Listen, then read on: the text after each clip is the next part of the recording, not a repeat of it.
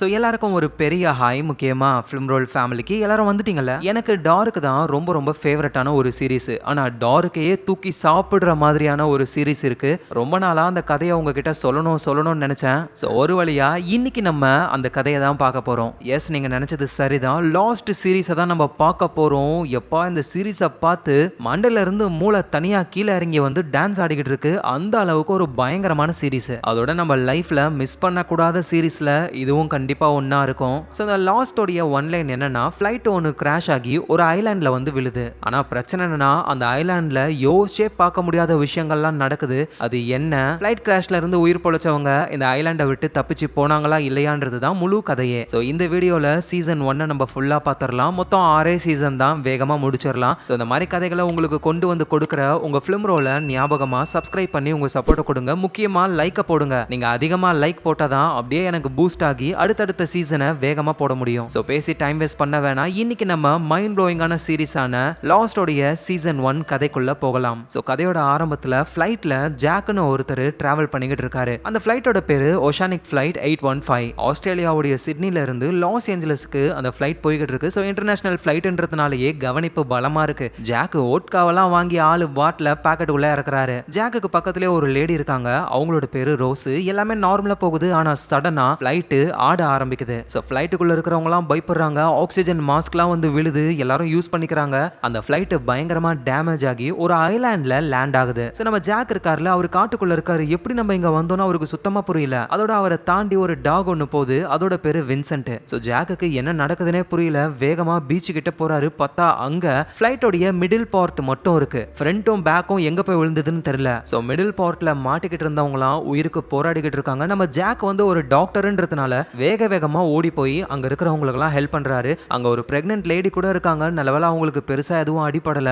So jack ஓடி எல்லாருக்கும் help பண்றாரு. சோ முடிஞ்ச வரைக்கும் எல்லாரையும் காப்பாத்திட்டாங்க. நிறைய பேர் இறந்து போயிட்டாங்க. சோ அதனால எல்லாருமே அப்படியே சோகத்துல இருக்காங்க. நம்ம ஜாக்குக்கும் முதுகுல காயமாகி இருக்கா. அவரால் தையல் போட முடியல. சோ அவதான் கேட் அப்படின்ற ஒரு லேடி வந்து ஹெல்ப் பண்றாங்க. இவர் அட்டெண்டர் கிட்ட ஓட்கா வாங்கியிருப்பார்ல, அதுல ஆல்கஹால் இருக்கிறதுனால அடிப்பட்ட காயத்துல அதை ஊத்தி யூஸ் பண்றாரு. சோ நைட் டைமும் ஆகுது. உயிர் பொழைச்ச எல்லாருமே ஹெல்ப்புக்கு யாராவது வருவாங்கன்னு பீச் கிட்டே இருக்காங்க. அப்பதான் அந்த ஐலாண்டுடைய காட்டுக்குள்ள இருந்து ஏதோ வித்தியாசமான சவுண்ட் கேக்குது. சோ என்னன்னு எல்லாரும் போய் பார்க்கும்போது தூரத்துல பெரிய பெரிய மரங்கள் இருக்கு. அந்த மரங்கள்லாம் அப்படியே தன்னாலேயே கீழே விழுதுங்க. அப்படின்னா காட்டுக்குள்ள ஏதோ ஒண்ணு இருக்கு, அதுதான் மரங்களை தள்ளி விடுது. அப்ப அது எவ்வளவு பெருசு இருக்கும் அப்படின்னு பயத்துல நடுங்குறாங்க எல்லாரும். சோ அடுத்த நாள் ஆகுது. நம்ம ஆபத்துல இருக்கோம் அப்படின்னு தகவல் சொல்லி ஆகணும். அதுக்கு நமக்கு ரேடியோ வேணும். ஆனா அந்த ரேடியோ ஃபிளைட்டோடைய ஃப்ரண்ட் பார்ட்டான காக்பிட்ல தான் இருக்குமே. அந்த கேட்டுன்ற பொண்ணும் காட்டுக்குள்ள இருந்து ஒரு புகை வந்தது. மேபி ஃபிளைட்டோட ஃப்ரண்ட் பார்ட் அங்க இருக்கலாம்ல அப்படின்னு சொல்லி நம்ம ஜாக்கு, கேட்டு, அப்புறம் சார்லி அப்படின்ற ஒரு மியூசிஷியன், இவங்க 3 பேருமே காட்டுக்குள்ள போக ஆரம்பிக்கிறாங்க. அப்படியே ரொம்ப நேரம் அவங்க டிராவல் பண்ணி போகும்போது சடனா மழையும் பெய்யுது. எங்க பீச்ல இருக்கிறவங்களும் வேகமா ஓடி போய் ஒளிஞ்சுக்கிறாங்க. அப்போ காட்டுக்குள்ள நேத்து நைட்டு பார்த்த மாதிரியே மரங்கள்லாம் தன்னாலேயே விழுது. ஏதோ ஒண்ணு அந்த இடத்துல போகுது. அதுவும் எங்க போகுதுன்னா, நம்ம ஜாக்கு, கேட்டு, சார்லி போனாங்கல்ல அந்த இடத்த பார்த்து தான் போகுது. சோ அவங்களுக்கு என்ன ஆக போகுதோ அப்படின்னு சொல்லி இவங்க பயப்படுறாங்க. எங்க ஜாக்கு, சார்லி, கேட்டு வந்து ஃபிளைட்டோடைய ஃப்ரண்ட் பார்ட்டை கண்டுபிடிச்சிட்டாங்க. சரி அதுக்குள்ள ரேடியோ இருக்குமா பார்க்கலாம் அப்படின்னு சொல்லி இவங்க உள்ள போகும்பொழுது ஃபிளைட்டை ஓட்டின பைலட் இன்னமும் உயிரோட தான் இருக்காரு. சோ அப்புறம் ரேடியோ தேடி தானே வந்தாங்க. அந்த ரேடியோவையும் எடுத்துக்கிறாங்க. கூட வந்த சார்லியை காணோம். எங்கடான்னு பார்த்தா பாத்ரூம்குள்ள இருந்து ஆளு வெளியே வராரு. கேட்டும் என்ன பண்ணிட்டு வர அப்படின்னு கேட்க, அதெல்லாம் ஒண்ணும் இல்லையே அப்படின்னு ஏதோ ஒரு விஷயத்த சார்லி மறைக்கிறாரு. சரி ஓகே, பைலட்டை காப்பாத்தி நம்ம இங்க இருந்து போகலாம் அப்படின்னு எல்லாரும் நினைக்கும் பொழுதே அந்த வித்தியாசமான ஒண்ணு இவங்க இருக்கிற இடத்துக்கு வருது. பெருசா ஏதோ ஒரு நிழல். அது என்னன்னு பார்க்க ட்ரை பண்றாங்க. பட் ஆனா கண்ணாடிலாம் ரொம்ப மங்களா இருந்ததுனால அதை இவங்களால பார்க்க முடியல. சோ பைலட்டும் விண்ட்ஷீல்டு உடைஞ்சு போயிருக்குல, அது வழியா பார்க்கலான்னு ட்ரை பண்றாரு. ஆனா அது பைலட்டை பிடிச்சி அப்படியே தூக்குது. ரத்தம்லாம் செதறுது. இவங்க பயப்பட ஆரம்பிக்கிறாங்க. சோ இதுக்கு மேல நம்மளால இங்க இருக்க முடியாதுன்னு எல்லாரும் வேகமா தெரிச்சுக்கிட்டு ஓடுறாங்க. ஒரு வழியா அந்த பெரிய மிருகம், அது மிருகமா என்னன்னு தெரியல, ஏன்னா இன்னும் யாரும் பார்க்கல. சோ அது அங்க இருந்து போயிடுச்சு போல. நம்ம ஜாக்கு, கேட்டு, சார்லி இவங்க எல்லாரும் நிம்மதியாகிறாங்க. ஆனா பைலட் இறந்து போன நிலைமையில மரத்துல தொங்கிக்கிட்டு இருக்காரு. சோ வந்தது என்ன, ஏன் இப்படி பண்ணுச்சு அப்படின்னு ஒன்னும் இவங்களுக்கு புரியல. சோ அப்புறம் இவங்க 3 பேருமே அங்க இருந்து கிளம்ப ஆரம்பிக்கிறாங்க. காக்பிட்ல இருந்து இவங்க எடுத்த அந்த ரேடியோ வந்து ஒர்க் ஆகல. சோ அப்படியே நடந்து போய்கிட்டு இருக்கும்போது கேட்டும் சார்லியை பார்த்து கேக்குறாங்க, அந்த பாத்ரூம்ல நீ என்ன பண்ணிக்கிட்டு இருந்த அப்படின்னு கேட்க, அவர் எதுவும் சொல்ல மாட்டாரு. ஏதோ ஒரு விஷயத்த மறைக்கிறாரு. என்னன்னா ஆக்சுவலா நம்ம சார்லி வந்து சரியான போதை கை. அவரோட ஷூக்குள்ள போதை பொருளை எடுத்துக்கிட்டு ஆளு ஃபிளைட்ல வந்திருக்காரு. கிட்டத்தட்ட அவரை பிடிச்சிருப்பாங்க. அந்த நேரத்துல வேகமா போய் பாத்ரூம்ல ஒளிச்சு வைக்கலான்னு ட்ரை பண்ணும் பொழுது தான் ஃபிளைட்ல ஆக்சிடென்ட்லாம் நடந்து ஐலாண்ட்ல வந்து மாட்டிக்கிட்டாங்க. ஸோ போதைப் பொருள் யூஸ் பண்ணலனா ஆளுக்கு கை கால்லாம் நடுங்கும். ஸோ அதனால தான் காக்பீட்டுக்கு வரேன்னு சொல்லி இப்போ அந்த போதைப் பொருளை வச்சிருக்காரு. ஸோ இந்த நேரத்தில் பீச்சில் வந்து சர்வைவர்ஸ்லாம் இருக்காங்க. ஒரு பிரெக்னென்ட் பொண்ணு ஆல்ரெடி நம்ம பார்த்துருப்போம். அதுக்கப்புறமா இன்னொரு பிரெஞ்சு பொண்ணு, அந்த பொண்ணுடைய பிரதர். ஸோ இவங்களை வந்து நம்ம பிரதர் சிஸ்டர்னு கூப்பிடலாம். ஸோ அப்புறம் ஒரு கொரியன் கப்புள்ஸ் இருக்காங்க. அவங்க கிட்ட வந்து மைக்கேல் அப்படின்ற ஒருத்தர் என் பையனை பார்த்தீங்களா அப்படின்னு சொல்லி கேட்கிறாரு. அந்த மைக்கேலுக்கு வால்ட் அப்படின்ற ஒரு பையன் இருக்கான். அந்த பையனோட டாக் வந்து காணுமா, அதனால தான் ஆளு தேடிக்கிட்டு இருக்கான். ஸ்டார்டிங்ல நம்ம ஜாக்கை தாண்டி போச்சுல ஒரு டாக் ஒன்று வின்சென்ட், அதுதான் அந்த பையனுடைய டாக். ஸோ அப்புறம் 2 பேர் சண்டை போட்டுக்கிட்டு இருக்காங்க. கொஞ்சம் கருப்பு முடியோட இருக்காருல்ல, இவரோட பேரு சையது. இவர் ஒரு மிலிட்டரி ஆஃபீஸர், நம்ம வந்து மிலிட்டரி மேன்னே கூப்பிடலாம். அவரு கூட சண்டை போடுற அந்த செம்பட்ட மண்டை, அவரோட பேரு வந்து சாயர். ஸோ இன்னும் நிறைய கேரக்டர்ஸ் இருக்காங்க. கதை போக போக ஒருத்தங்களா பார்க்கலாம். ஸோ நம்ம ஜாக்கு, கேட்டு, சார்லி இவங்க எல்லாம் பீச்சுக்கு வந்துடுறாங்க. சண்டை போட்டுக்கிட்டு இருக்கிறவங்கள பிரிச்சு விட்டுறாங்க. இவங்க கண்டுபிடிச்சு வந்த ரேடியோ ஒர்க் ஆகல, யாராவது சரி பண்ணுவீங்களா அப்படின்னு கேட்கும்போது நம்ம மிலிட்டரி மேனுக்கு இதெல்லாம் தெரியும்ல, ஸோ அதனால அவரு சரி பண்ண ஆரம்பிக்கிறாரு. அவரும் சரி பண்ணிடுறாரு. கேட் கிட்ட என்ன சொல்றாருன்னா, இது ஒர்க் ஆகுது, பட் ஆனா அது சிக்னலை பிக் பண்ண மாட்டேங்குது, இந்த இடத்துல சிக்னலே இல்ல, ஸோ அதனால நம்ம ஹைட்டான ஒரு இடத்துக்கு போகணும் அப்படின்னு தூரத்துல தெரியிற மலை மேல போலாம் அப்படின்னு சொல்லி பிளான் பண்றாங்க. ஸோ யார் யார் போறாங்கன்னா, நம்ம கேட்டு, அப்புறம் அந்த மிலிட்டரி மேனு, அந்த பிரதர் சிஸ்டர் இருப்பாங்கல்ல அவங்க, அப்புறம் நம்ம சார்லின்னு எல்லாரும் கிளம்புறாங்க. இத சாயர் உட்காந்து பார்த்துக்கிட்டு இருக்காரு. அவர் ஏதோ ஒரு லெட்டரை படிச்சுக்கிட்டு இருக்காரு. சரின்னு அவரும் அவங்க கூட போக ஆரம்பிக்கிறாரு. இந்த நேரத்துல பீச்ல மைக்கேலோட பையன் அந்த வால்ட் டாக தொலைச்சிருப்பான்ல, அப்படியே சோகத்துல வரும்பொழுது அங்க ஒரு மொட்டை தலை ஒருத்தர் இருக்காரு. அவரோட பேரு வந்து ஜான் லாக். அவரு ஏதோ வித்தியாசமான கேமை வச்சிருக்காரு. அந்த பையனும் இது என்ன கேம் அப்படின்னு கேட்கும் பொழுது அந்த ஜான் லாக்கும் பிளாக் கலர்ல ஒயிட் கலர்ல ஒன்னு எடுத்து, இந்த ஒயிட் தான் லைட்டு, பிளாக் தான் டார்க் அப்படின்னு சொல்றாரு. அதோட அந்த பையன் கிட்ட நம்ம ஜான் லாக்கு இந்த ஐலாண்ட்ல மிராக்கலான விஷயங்கள்லாம் நடக்குது அப்படின்னு சொல்றாரு. ஸோ இங்க சிக்னல் கிடைக்கணும்னு ஒரு 6 பேர் மலைக்கு மேல ஏறி போறாங்கல்ல, அவங்க அப்படியே கஷ்டப்பட்டு மேல போய்கிட்டு இருக்காங்க. ஸோ அப்படியே ஒரு காட்டுக்குள்ள போகும்போது சடனா ஏதோ ஒரு சவுண்ட் கேக்குது. அகைன் அந்த மான்ஸ்டர் வந்துருச்சோ அப்படின்னு பயப்படுறாங்க. எல்லாரும் தெரிச்சுக்கிட்டு ஓடும் பொழுது அந்த சாயர் இருக்கார்ல, அவரு கையில ஒரு கன் இருக்கு.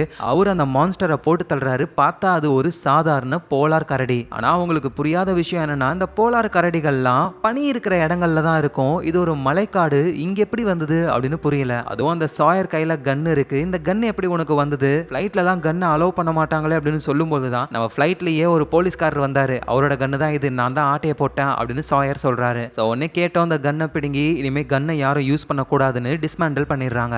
இந்த சாயர் சொன்னார்ல ஃபிளைட்ல ஒரு போலீஸும் வந்தாரு அப்படின்னு, அந்த போலீஸ் வந்து கிராஷ் ஆகும்போதே செம்மையா அடிபட்டு போய் இப்போ கூட உயிருக்கு போராடிக்கிட்டு இருக்காரு. நம்ம ஜாக் ஒரு டாக்டர்ன்றதுனால அவருக்கு ட்ரீட்மெண்ட் பார்த்துக்கிட்டு இருக்காரு. ஆனா என்ன பண்ணியும் பிரயோஜனம் இல்ல. ஏன்னா அந்த போலீஸோட உடம்பு ரொம்ப மோசமாகுது. அதோட அவரு ஜாக் கிட்ட ஒரு விஷயத்தையும் சொல்றாரு, அந்த கேட் ஒரு கிரிமினல் அப்படின்னு. ஸோ இந்த போலீஸ் வந்து கேட்டை அரெஸ்ட் பண்ணி ஃபிளைட்ல கூட்டிட்டு வந்திருப்பாரு.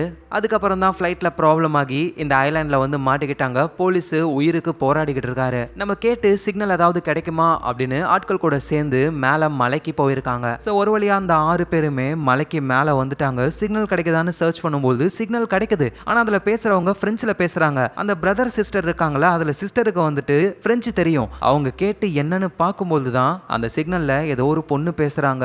அது வந்தது எல்லாரையும் கொன்னுடுச்சு அப்படின்னு சொல்லி பேசுறாங்க. ஸோ அப்படின்னா இந்த தீவுல நம்மள தவிர வேற யாரோ இருக்காங்க அப்படின்னு நினைக்கும் பொழுதே அந்த மிலிட்டரி மேன் இருக்கார்ல, அவர் அந்த சிக்னலை செக் பண்ணி பார்த்துட்டு இந்த சிக்னல் லூப்ல இருக்கு, இது 16 வருஷத்துக்கு முன்னாடி அனுப்பின சிக்னல் அப்படின்னு சொல்றாரு. அப்படின்னா 16 வருஷத்துக்கு முன்னாடியே யாரோ இங்க மாட்டிருக்காங்க, அவங்கள என்னமோ வந்து கொன்னு இருக்கு. ஸோ இவங்களும் திரும்ப பீச்சுக்கு வந்துடுறாங்க.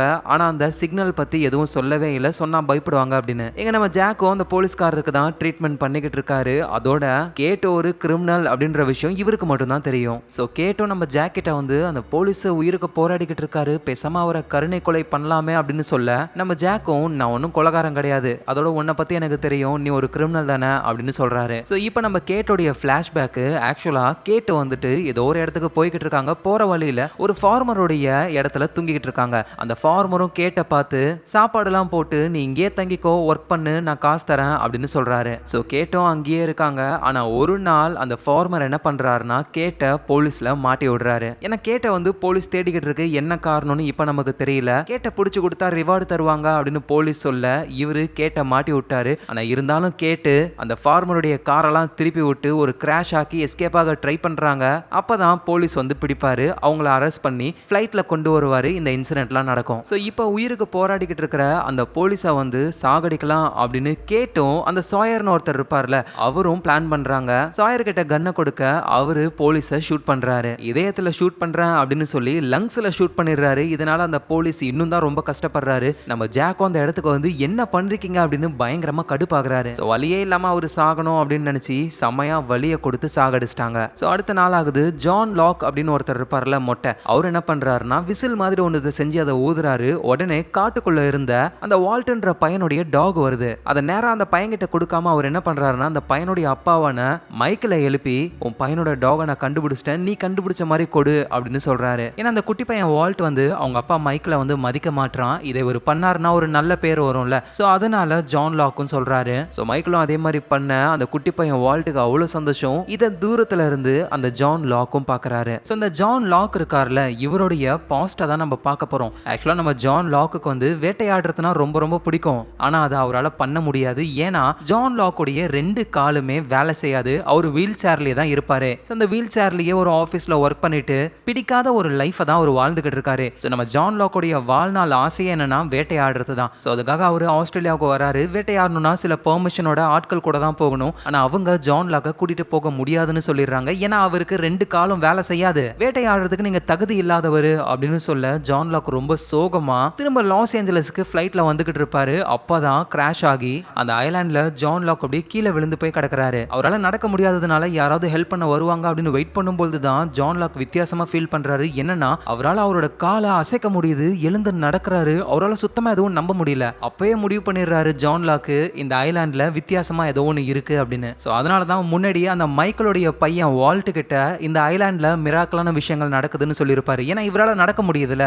அதோட இந்த மாதிரி ஃபிளைட் கிராஷ் ஆகி எல்லாருமே கஷ்டப்பட்டு எப்படா இங்க இருந்து போலான்னு நினைச்சுக்கிட்டு இருக்காங்க. ஆனா ஜான் லாக் மட்டும் தான் இந்த ஃபிளைட் கிராஷ் ஆகி இங்க லேண்ட் ஆனதுல சந்தோஷமா இருக்கிற ஒரே ஆளு. நைட் டைம் ஆகுது, எல்லாரும் பீச்ல தான் இருக்காங்களே, அப்படியே எல்லாரும் தூங்கிக்கிட்டு இருக்கும்போது அந்த குட்டி பையன் வால்ட்டோடைய டாக் அது கத்த ஆரம்பிக்குது. உடனே எல்லாரும் எழுந்துக்கிறாங்க. அந்த டாக் வந்து கிராஷ் ஆன அந்த மிடில் பார்ட் இருக்குல்ல, அதை பார்த்து தான் கத்திக்கிட்டு இருக்கு. என்னன்னு ஜாக்கும் டார்ச் லைட் எல்லாம் எடுத்துக்கிட்டு போய் செக் பண்ணி பார்க்கும்போது தான் அந்த மிடில் பார்ட்ல தான் கிராஷ்ல இறந்து போனவங்களுடைய உடம்பெல்லாம் போட்டிருப்பாங்க. அந்த உடம்புகளை காட்டுக்குள்ள இருந்து வந்த காட்டு பன்னிகள்லாம் சாப்பிட்டுக்கிட்டு இருக்கு. சவுண்டு கேட்டு அதுங்கெல்லாம் திரும்ப காட்டுக்குள்ளேயே போயிடுதுங்க. இந்த மாதிரி இறந்து போனவங்களுடைய உடம்பை இப்படியே நம்ம வச்சிருக்க கூடாது, ஏதாவது ஒன்று பண்ணணும் அப்படின்னு இறந்து போனவங்களுக்கு இறுதி மரியாதையை பண்ணலாம் அப்படின்னு சொல்லி பிளான் போடுறாங்க. அடுத்த நாளும் ஆகுது. அந்த மிலிட்டரி மேன் இருக்காருல்ல சையது, அவரு ரேடியோ வச்சு சில விஷயங்களை உருவாக்குறாரு. ஏன்னா அந்த ஐலாண்ட்ல 16 வருஷமா ஏதோ ஒரு பிரெஞ்சு லேடி பேசுற சிக்னல் சுத்திக்கிட்டு இருக்கு. அப்படின்னா 16 வருஷமா அந்த சிக்னலை ரன் பண்ணிக்கிட்டு இருக்காங்க யாரோ. கண்டிப்பா இங்க யாரோ இருக்கணும், பவர் சோர்ஸும் இருக்கணும், அதை கண்டுபிடிக்கணும் அப்படின்னு அந்த சிக்னல் எங்க இருந்து வருது அப்படின்னு கண்டுபிடிக்க ஒரு ரிசீவர் ரெடி பண்றாரு. அதை காட்டுக்குள்ள ஒரு ஹைட்டான இடத்துல பிக்ஸ் பண்ணணும் அப்படின்னு நம்ம கேட் கிட்ட சொல்லிக்கிட்டு இருக்காரு. இங்க உயிர் பொழிச்சு பீச்ல இருக்காங்கல்ல, இவங்க யாருக்கிட்டையுமே இப்ப சாப்பாடு இல்ல, பசிக்குது, என்ன பண்றதுன்னு தெரியல.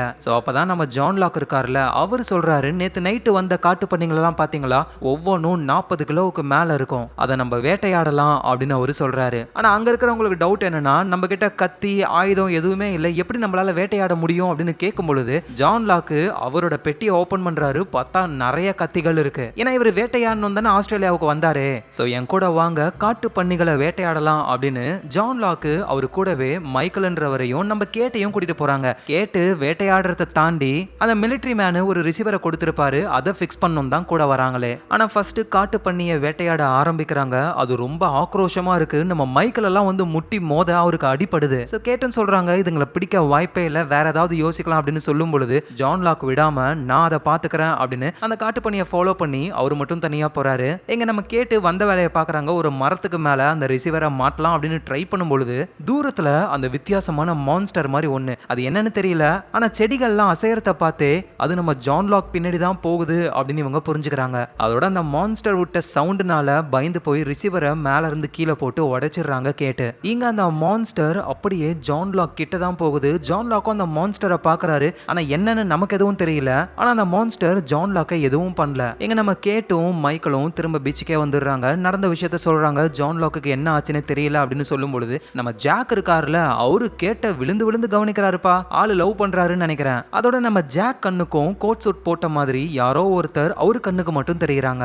அப்புறம் நம்ம ஜான் லாக்கும் முகத்துல ரத்தத்தோட வராரு. என்னடான்னு பார்த்தா அவரு ஒரு பன்னியை வேட்டையாடிட்டாரு. அதனால அன்னைக்கு நைட்டு எல்லாருமே நல்லா சாப்பிடுறாங்க. அதோட இறந்து போனவங்களுக்கு எல்லாம் இறுதி மரியாதையும் பண்றாங்க. அதுல அந்த மைக்கேல் இருக்காருல, அவரு நம்ம ஜான் லாக் கிட்ட, நீங்க போன சைட்ல தான் அந்த மான்ஸ்டர் ஒன்னு வந்தது, அது என்னன்னு பாத்தீங்களா அப்படின்னு சொல்லி கேட்க, இல்ல நான் எதையும் பார்க்கல அப்படின்னு நம்ம ஜான் லாக் போய் சொல்றாரு. ஸோ இப்போ நம்ம ஜாக் இருக்காருல, அவருடைய பாஸ்ட்டை தான் பார்க்க போறோம். ஆக்சுவலா நம்ம ஜாக் வந்து ஒரு டாக்டர். அவருடைய அப்பா வந்து ஆஸ்திரேலியால இருக்காரு அப்படின்ற விஷயம் தெரிய வந்து ஜாக் ஆஸ்திரேலியாவுக்கு வந்திருப்பாரு. ஆனா அப்பதான் ஒரு விஷயத்த புரிஞ்சுக்கிறாரு, அவங்க அப்பா இறந்து போயிட்டாரு ஓவரா குடிச்சதுனால. ஸோ அப்பா இறந்து போனதுனால ஜாக் ரொம்ப கஷ்டப்படுறாரு. அப்பாவுடைய உடம்ப ஒரு சவப்பெட்டியில வச்சு ஃபிளைட்ல கொண்டு வராரு லாஸ் ஏஞ்சலஸ்க்கு. ஆனா அப்பதான் ஃபிளைட் கிராஷ் ஆகி இந்த ஐலாண்ட்ல வந்து மாட்டிக்கிட்டாங்க. ஆனா இருந்தாலும் ஜாக்கோடைய அப்பாவோட சவப்பெட்டி எங்க இருக்குன்னு ஜாக்கால கண்டுபிடிக்க முடியல. ஸோ இதனால ஜாக் ரொம்ப கில்ட் ஆகுறாரு. அதனால அவர் கண்ணுக்கு கோட் சூட் மாட்டிக்கிட்ட ஒரு ஆள் வருவார்ல, ஒரு இல்யூஷன் தெரியும்ல, அது வேற யாரும் இல்ல, ஜாக்கோடைய அப்பா தான். ஸோ அந்த கில்ட்னால இந்த இல்யூஷன்லாம் வந்து அவர் ரொம்ப டிஸ்டர்ப் பண்ணுது. ஒரு கட்டத்துல அந்த இல்யூஷனை ஃபாலோ பண்ணி மலையில இருந்து கீழேயே விழுந்திருப்பாரு. நல்ல வேலையா ஜான் லாக் அந்த இடத்துக்கு வந்து நம்ம ஜாக்கை காப்பாத்துறாரு. ஸோ ரெண்டு பேரும் ஒன்னா உட்காந்து பேசிக்கிட்டு இருக்காங்க. ஜான் லாக்கும் என்ன ப்ராப்ளம்னு கேட்கும்போது தான் ஜாக் டாக்டர் தானே, அதெல்லாம் ஒன்றும் இல்லை, ஜஸ்ட் ஹாலுசினேஷன் தான், நான் சீக்கிரமே சரியாயிடுவேன் அப்படின்னு சொல்ல நம்ம ஜான் லாக்கும் நீங்க சீக்கிரம் சரியாகிறீங்களோ இல்லையோ, ஆனா நான் உங்ககிட்ட ஒரு முக்கியமான விஷயம் சொல்லணும். இந்த ஐலாண்டே ரொம்ப மிராக்கலான ஒரு இடம். உங்க கண்ணுக்கு ஏதாவது ஒரு விஷயம் தெரியுது அப்படின்னா இந்த ஐலாண்டு ஏதோ ஒரு விஷயத்த உங்ககிட்ட சொல்ல வருதுன்னு அர்த்தம். ஸோ அதனால அதை தொடர்ந்து போங்க, உங்களுக்கு ஆன்சர் கிடைக்கும் அப்படின்ற மாதிரி சொல்றாரு. ஸோ அதை கேட்டு நம்ம ஜாக்கும் யோசிக்கிறாரு. திரும்பவும் அவருடைய அப்பாவோட இல்யூஷன் தெரியுது. ஆனா இந்த தடவை பதட்டப்படாம அந்த இல்யூஷனை ஃபாலோ பண்ணி போகும்போது தான் காட்டுக்குள்ள இருக்கிற ரொம்ப சேஃபான கொகை மாதிரியான ஒரு இடத்த கண்டுபிடிக்கிறாரு. அதோட அங்க குடிக்க நல்ல தண்ணியும் இருக்கு. ஃபிளைட்டோடைய சில உடஞ்ச பார்ட்ஸும் அந்த இடத்துல இருக்கு. அங்கதான் ஜாக்கோடைய அப்பாவோட சவப்பெட்டி இருக்கு. அதை ஜாக் ஓபன் பண்ணி பார்த்தா உள்ள அவருடைய அப்பாவோட உடம்பு இல்ல. அதனால ஜாக் பயங்கரமா கடுப்பாகிறாரு. எது என்னவோ குடிக்க நல்ல தண்ணி கிடைச்சிருக்குன்னு அந்த விஷயத்த பீச்ல இருக்கிற எல்லாருக்கிட்டையும் வந்து சொல்றாரு. எல்லாரும் சந்தோஷப்படுறாங்க. சோ இப்போ அங்க இருக்கிற கொரியன் ஹஸ்பண்ட் அண்ட் ஒய்ஃப் இருக்காங்கல்ல, அவங்களுடைய பாஸ்ட தான் பார்க்க போறோம். அந்த ஹஸ்பண்டோட பேர் வந்து ஜின்னு. ஆக்சுவலா அவர் வந்து ஒரு வெயிட்டரா ஒர்க் பண்ணிக்கிட்டு இருந்தவர். அவரு லவ் பண்ற அந்த கொரியன் பொண்ணு வந்து ஒரு பெரிய பணக்காரருடைய பொண்ணு. இவங்க லவ்வுக்கு அவர் ஓகே சொல்ல வாய்ப்பே இல்ல. ஆனா திடீர்னு ஓகே சொல்லி இவங்களுக்குள்ள மேரேஜும் நடக்குது. எதுக்காக அந்த பெரிய பணக்காரர் ஓகே சொன்னார்னா, நம்ம ஜின்னு வந்து அந்த பணக்காரருக்காக அடியாள் வேலையை செய்யறாரு, ஆளுங்களெல்லாம் போட்டு தள்ளுறது. இந்த விஷயம் ஜின்னுடைய ஒய்ஃபுக்கு தெரிய வந்து ரொம்பவே வெறுக்கிறாங்க. அவங்க இதுக்கு மேல இவர் கூட வாழக்கூடாதுன்னு கிளம்பலாம்னு நினைச்சாங்க. ஆனா கடைசி நேரத்துல மனசு மாறி ஃபிளைட்ல இவர் கூட வந்தாங்க. ஆக்சிடென்ட் ஆகி இப்ப இந்த ஐலாண்ட்லயும் மாட்டிக்கிட்டாங்க. சோ கதை பிரசன்ட் டைமுக்கு வருது. பீச்ல எல்லாரும் இருக்காங்க. மைக்கேல் அவரோட பையன் கூட இருக்கும்போது திடீர்னு நம்ம ஜின்னு வேகமா ஓடி வந்து மைக்கேல செம்ம அடி அடிக்கிறாரு. அங்க இருக்கிற மிலிட்டரி மேனு, சாயரு, இவங்க எல்லாருமே வந்து தடுத்து நிப்பாட்டுறாங்க. நம்ம ஜின்னை லாக் பண்ணிடுறாங்க. எங்க நம்ம ஜாக் வந்து அவர் தண்ணியை பார்த்தார்ல, சோ அந்த லொகேஷனை காட்டணும் அப்படின்றதுக்காக கேட்டு ஜான் லாக்கு அப்புறம் சார்லின்ற அந்த போதகை இவங்களெல்லாம் கூட்டிட்டு போறாரு. அந்த சார்லி பயபுல தெரியாதனமா தேன்கூடு மேல காலை வச்சு அது உடஞ்சி தேனீக்கள் இவங்களை கொட்ட ஆரம்பிக்குது. ஒரு வழியா அந்த கேவுக்கும் வந்துடுறாங்க. ஆனா அப்பதான் கேட்டு அந்த இடத்துல 2 டெட் பாடி இருக்கிறத பாக்குறாங்க. ஒன்னு மேலு, இன்னொன்னு ஃபீமேல். நம்ம ஜாக் தான் டாக்டர் ஆச்சே, சரின்னு அந்த டெட் பாடியை செக் பண்ணி பார்க்கும் பொழுது அதுல ஒரு டெட் பாடியோட பேக்கெட்ல இருந்து பிளாக் ஒயிட்லன்னு ஏதோ காயின் மாதிரி இருக்கு. அதோட இந்த உடம்பு இருக்கிற கண்டிஷனை வச்சு பார்க்கும்போது இவங்க இறந்து போய் எப்படி பார்த்தாலும் ஒரு 30-40 வருஷம் இருக்குன்னு சொல்றாரு. இங்க அந்த கொரியன் நம்ம ஜின்னோட ஒய்ஃப் இருக்காங்களே, அவங்க மைக்கேல பார்க்க போறாங்க. மைக்கேல் கிட்ட இவங்க இங்கிலீஷ்ல பேசுறாங்க. நீங்க கையில கட்டி இருக்கிற வாட்ச் அப்படின்னு சொல்லும்போது மைக்கேலும் இது 2 நாளைக்கு முன்னாடி நான் கீழே இருந்து எடுத்தேன், அது வந்து என்னோட அப்பாவோட வாட்ச் தான், அதை நீங்க திருடிட்டீங்களோ அப்படின்னு சொல்லி தான் அவர் உங்களை அட்டாக் பண்ணாரு. அதோட எனக்கு இங்கிலீஷ் தெரியும் அப்படின்ற விஷயம் என் ஹஸ்பண்டுக்கு தெரியாது, ப்ளீஸ் அதை சொல்லிடாதீங்க, அவர் எப்படியாவது ரிலீஸ் பண்ணி விடுங்க அப்படின்னு சொல்ல மைக்கேலும் நேரா போய் இந்த வாட்சுக்காக தானடா என்ன அடிச்ச அப்படின்னு வாட்சை தூக்கி போட்டு கை விலங்கையும் கட் பண்ணி விட்டுறாரு. ஸோ அவரை கேவு கிட்ட போனவங்களாம் திரும்ப பீச்சுக்கே வந்துடுறாங்க. ஜாக் என்ன சொல்றாரு அப்படின்னா, இங்க இருக்கிறத விட கேவு கிட்ட நம்ம இருந்தா ரொம்ப பாதுகாப்பா இருக்கலாம் அப்படின்னு சொல்றாரு. ஸோ நம்மளை காப்பாற்ற யாரும் வரமாட்டாங்க, நம்ம உயிர் பொழைக்கணும்னா சர்வை பண்ணி தான் ஆகணும் அப்படின்னு நினைக்கிறவங்கலாம் ஜாக் கூட கேவுக்கு போக ஆரம்பிக்கிறாங்க. நம்மளை காப்பாற்ற கண்டிப்பா யாராவது வருவாங்க, கப்பல் வரும், அவங்களுக்கு சிக்னல் கொடுக்க நம்ம இங்க தான் இருக்கணும் அப்படின்னு நினைக்கிறவங்க பீச்லயே இருக்காங்க. ஸோ 2 குரூப்பா பிரிஞ்சு இருக்க ஆரம்பிக்கிறாங்க. இப்போ அந்த போதகை சார்லி இருக்காருல்ல, அவருடைய பாஸ்ட்டை தான் பார்க்க போறோம். ஆக்சுவலா சார்லி வந்து ஒரு மியூசிஷியன், ஒரு பேண்ட்ல அவர் வாசிக்கிட்டு இருந்திருக்காரு. சார்லியோடைய பிரதர் தான் மெயினே, எல்லா பாராட்டும் அவருக்கு தான் வரும். ஆனா சார்லியோடைய பிரதரு நிறைய போதை பொருளெல்லாம் யூஸ் பண்ணி அந்த பேண்டே அழிஞ்சு போயிடுச்சு. ஸோ வேலை இல்லாததுனால சார்லியும் வந்துட்டு போதை பொருளுக்கு அடிமையாகிறாரு. திரும்ப அந்த பேண்டை உருவாக்கலான்னு அவருடைய பிரதர் கிட்ட போனா அவரு குழந்தையோட ஒரு ஃபேமிலியா வாழ தான் பிடிச்சிருக்கு அப்படின்னு சொல்லிடுறாரு. ஸோ கடுப்பாகி ஆஸ்திரேலியால இருந்து லாஸ் ஏஞ்சலஸுக்கு வரும்போது தான் ஆக்சிடென்ட் ஆகி இந்த ஐலாண்ட்ல இவரு மாட்டிக்கிட்டாரு. ஸோ சார்லியை பொறுத்த வரைக்கும் அவருக்கு ரொம்ப தாழ்வு மனப்பான்மை, நம்ம ஒரு உதவாக்கற எதுக்கும் வேலைக்கு ஆகல அப்படின்னு நினைச்சுக்கிட்டு இருக்காரு. அதனால தான் போதை பொருளையும் யூஸ் பண்றாரு. ஸோ கதை பிரசன்ட் டைமுக்கு வருது. 2 குரூப்பா பிரிஞ்சிருக்காங்க. கேவ்ல இருக்கிறவங்க, பீச்ல இருக்கிறவங்க. பீச்ல தான் நம்ம கேட்டும் இருக்காங்களே. ஸோ கேட்டு, மிலிட்டரி மேனு, இவங்கெல்லாம் என்ன பிளான் பண்றாங்கன்னா, 16 வருஷமா வருஷமா இந்த கேவ்ல சுத்திக்கிட்டு இருக்கிற அந்த சிக்னல் எங்க இருந்து வருதுன்னு கண்டுபிடிக்கணும்ன்றதுக்காக தூரமா ஒரு 3 இடத்துல இருந்து ரிசீவரை ஃபிக்ஸ் பண்ணி ஒரே நேரத்துல ஆன் பண்ணும்போது அந்த சிக்னல் எங்க இருந்து வருதுன்னு கண்டுபிடிக்கலாம் அப்படின்னு ஒரு பிளான மிலிட்டரி மேன் போறாரு. சோ அதே மாதிரி மிலிட்டரி மேன் நம்ம கேட்டு இன்னொருத்தங்கன்னு தனித்தனியா பிரிஞ்சு ஒரே நேரத்துல அந்த சிக்னலை ஆக்டிவேட்டும் பண்றாங்க. மிலிட்டரி மேன் தனியா காட்டுக்குள்ள இருக்காரு. அந்த 16 வருஷமா இங்க இருக்கிற சிக்னல் எங்க இருந்து வருதுன்னு செக் பண்ணும்போது பின்னாடி இருந்து கட்டையாலேயே யாரோ மிலிட்டரி மேனை அடிக்கிறாங்க. சோ அது யாரு என்னன்னு இப்ப நமக்கு தெரியல. இங்க ஜாக் இருக்காருல, அவர் ஒரு குரூப்போட கேவ் கிட்ட தான் இருக்காரு. அங்க ஒரு கேவை பார்த்துக்கிட்டு இருக்கும்போது சடனா கல்லு மண்ணுலாம் சரிஞ்சு அப்படியே ஜாக் உள்ள மாட்டிக்கிறாரு. எல்லாரும் காப்பாத்த ட்ரை பண்றாங்க, முடியல. சின்னோண்டு கேப் இருக்கு, அது வழியா யாராவது உள்ள போய் தான் ஜாக்க காப்பாத்தணுமே. சோ உடனே நம்ம சார்லி என்ன பண்றாருன்னா நான் போறேன்னு உள்ள போய் அடிபட்டு இருக்கிற நம்ம ஜாக்க காப்பாத்தி பத்திரமா வெளியவும் கொண்டு வந்துடுறாரு. ஜாக்கு நான் உயிர் பொழைச்சதுக்கு காரணமே சார்லி தான் அப்படின்னு சார்லி எல்லாரும் முன்னாடியும் பாராட்ட, சார்லியும் நம்ம ஒன்றும் உதவாக்கற கிடையாது அப்படின்னு அவரோட தாழ்வு மனப்பான்மை கம்மியாகி இதுக்கு மேல நம்ம போதைப்பொருள் யூஸ் பண்ண கூடாதுன்னு அதை நெருப்புல போட்டுறாரு. சோ அடுத்த நாள் ஆகுது. நம்ம ஜாக் கூட கேவ்ல இருக்கிற அந்த பிரதர் சிஸ்டர் இருப்பாங்கல்ல, அதுல சிஸ்டருக்கு வந்து ஆஸ்துமா ப்ராப்ளம் இருக்கு, இன்ஹேலர் வேணும். ஆனா ஃபிளைட் கிராஷ் ஆகி அது எங்க போச்சுன்னே தெரியல. ஆனா சாயர் இருக்காருல்ல, அவர்கிட்ட அந்த இன்ஹேலர் இருக்கிற மாதிரியே ஆளு நடந்துக்கிறாரு. ஏன்னா அந்த பிரதர் சிஸ்டருடைய சில பொருள்லாம் அவர்கிட்ட இருக்கு. அதோட அந்த மிலிட்டரி மேனை யாரோ அடிச்சிருப்பாங்க, ரிசீவரையும் உடைச்சிருப்பாங்க. அது யாருன்னு ஒருத்தரையா ஒரு சந்தேகப்பட ஆரம்பிக்கிறாரு. அப்படிதான் சாயர் மேல அவருக்கு ஒரு டவுட் வருது. சோ அதனால சாயரை அடிச்சு தனியா கூட்டிட்டு போறாரு. கூடவே நம்ம ஜாக்கும் இருக்காரு. ஏன்னா அந்த சிஸ்டர் பொண்ணுக்கு இன்ஹேலர் வேணும்ல, அது சாயர் கிட்ட தான் இருக்குன்னு விசாரிக்க ஆரம்பிக்கிறாங்க. மிலிட்டரி மேன் வந்து சாயருடைய நெகத்தெல்லாம் கத்தியால குத்தி கிழிக்கிறாரு. ஆனா அப்பவும் அந்த சாயர் எதுவும் சொல்லவே மாட்டாரு. சோ ஒரு கட்டத்துக்கு மேலதான் தெரிய வருது சாயர் கிட்ட அந்த இன்ஹேலர் கிடையாது, அதோட மிலிட்டரி மேனை அடிச்சதும் சாயர் கிடையாது அப்படின்னு. சோ அதனால அவரை விட்டுறாங்க. நம்ம கேட்டும் சாயர் கிட்ட போயிட்டு உங்ககிட்ட அந்த இன்ஹேலர் இல்ல, ஆனா ஏன் இருக்கிற மாதிரியே நடந்துகிட்ட அப்படின்னு சொல்லி சாயர் வந்து ஒரு லெட்டரை படிப்பார்ல, அந்த லெட்டரை கேட் படிக்கிறாங்க. அதுல இருக்கிற சீலெல்லாம் வச்சு பார்க்கும்போது அந்த லெட்டர் சாயர் சின்ன பையனா இருக்கும் போதே வந்திருக்கணும். சோ என்ன ஏதுன்னு கேட்கும்போது தான் சாயரும் விஷயத்த சொல்ல ஆரம்பிக்கிறாரு. ஆக்சுவலா சாயருடைய உண்மையான பேர் வந்து ஜேம்ஸ் தான். இவர் சின்ன பையனா இருக்கும் பொழுது சாயர் அப்படின்ற ஒரு பேர்ல யாரோ ஒருத்தன் இவங்க அம்மாவை ஏமாத்திட்டு போயிட்டாரு. சோ இதனால அவங்க இறந்து போயிட்டாங்க. சின்ன பையனா இருக்கிற ஜேம்ஸ் வந்து ஏமாத்திட்டு போனா அந்த சாயருக்கு லெட்டர் எழுதுறாரு. ஆனா அந்த சாயரோட அட்ரஸ்லாம் தெரியாதுல்ல, அதனால சின்ன பையன் ஜேம்ஸ் வந்து அவருடைய வீட்டுக்கே தான் அந்த லெட்டரை அனுப்பியிருக்காரு. சோ அப்புறம் அந்த லெட்டரை கூடவே வச்சுக்கிட்டு வளர்ந்து சில ஏமாத்து வேலைலாம் பண்ணி கடைசியா இவரே சாயரா மாறுறாரு. பேரையும் ஜேம்ஸ்ல இருந்து சாயர்னு மாத்திக்கிறாரு. சோ எல்லாரும் நம்மள பார்க்கணும், நம்மள அடிக்கணும், நம்மள டார்ச்சர் பண்ணணும்ன்றதுக்காக தான் வேணும்னே அந்த இன்ஹேலர்லாம் அவர்கிட்ட இருக்கிற மாதிரியே சீனை போட்டு அடி வாங்கி உட்காந்துக்கிட்டு இருக்காரு இவரு. சோ இன்ஹேலர் இல்லாம அந்த சிஸ்டர் வந்து ரொம்ப கஷ்டப்படுறாங்க. நல்ல வேலையா அந்த கொரியன் ஜின்னுடைய ஒய்ஃப் இருக்காங்கல்ல, அவங்க வந்துட்டு ஒரு மூலிகையை ரெடி பண்றாங்க. இதனால சிஸ்டரால நல்லா மூச்சு விட முடியுது. அப்புறம் நம்ம சார்லி அந்த பிரெக்னன்ட் பொண்ணு இருப்பாங்கல்ல, அவங்க கூட ஆளு நல்லா க்ளோஸா இருக்காரு. பீச்சில் இருந்த அவங்கள வா நம்ம கேவுக்கு போலாம், அங்கதான் நல்லா இருக்கும் அப்படின்னு சொல்லி கூட்டிட்டு வராரு. அப்புறம் அந்த மிலிட்டரி மேனும் இந்த ஐலாண்ட்ல ஏதோ ஒன்று இருக்கு, அதை நான் கண்டுபிடிக்கணும், அதனால நான் வரேன் அப்படின்னு கேட் கிட்ட சொல்லிட்டு அவர் இந்த குரூப்பை விட்டு தனியா இருக்க ஆரம்பிக்கிறாரு. ஸோ இப்போ நம்ம மிலிட்டரி மேனுடைய பாஸ்ட்டை தான் பார்க்க போறோம். அவர் மிலிட்டரியில இருக்கும் பொழுது ஒரு பொண்ணை விசாரிக்க வேண்டிய நிலைமை வருது. ஸோ தனியா இவர் விசாரிக்கும் பொழுது தான் அந்த பொண்ணு வேற யாரும் இல்ல, சின்ன வயசுல இவரோட ஃப்ரெண்டு தான் அப்படின்னு. அதோட அந்த பொண்ணு மேல ஒரு பெரிய காதலும் இவருக்கு இருக்கு. ஸோ அதனால இந்த பொண்ணை காப்பாற்றணும் அப்படின்னு அந்த ஆர்மில இருக்கிற சில ஆளுங்களை இவரே போட்டு தள்ளிட்டு அந்த பொண்ணை தப்பிக்க வைக்க ஹெல்ப் பண்றாரு. சோ தப்பிச்சு போன அந்த பொண்ணு உயிரோட இருக்காங்களா இல்லையா, ஆனா கண்டிப்பா இருந்தா லாஸ் ஏஞ்சலஸ் தான் இருக்கணும் அப்படின்னு இவர் ஆஸ்திரேலியால இருந்து லாஸ் ஏஞ்சலஸ்க்கு போகும்போது தான் ஃபிளைட் கிராஷ் ஆகி இங்க வந்து மாட்டிக்கிட்டாரு. சோ இப்போ குரூப்பை விட்டு பிரிஞ்சு அப்படியே ஓரமா உட்காந்துக்கிட்டு அவரோட கேர்ள் ஃப்ரெண்டுடைய போட்டோவை பார்த்துக்கிட்டு இருக்காரு. அப்பதான் பீச் மண்ணுல ஏதோ ஒன்று ஒயர் இருக்கிறத பாக்குறாரு. கடல்ல இருந்து இந்த ஒயர் வருது அப்படின்னா அந்த ஒயரை ஃபாலோ பண்ணி போனா பவர் சோர்ஸை கண்டுபிடிச்சிடலாம் அப்படின்னு ஃபாலோ பண்ணி போகும்போது தான் இவர் ஒரு ட்ராப்ல மாட்டிக்கிறாரு. அதோட ஒரு லேடி மிலிட்டரி மேனை பிடிச்சி கட்டி போட்டு வைக்கிறாங்க.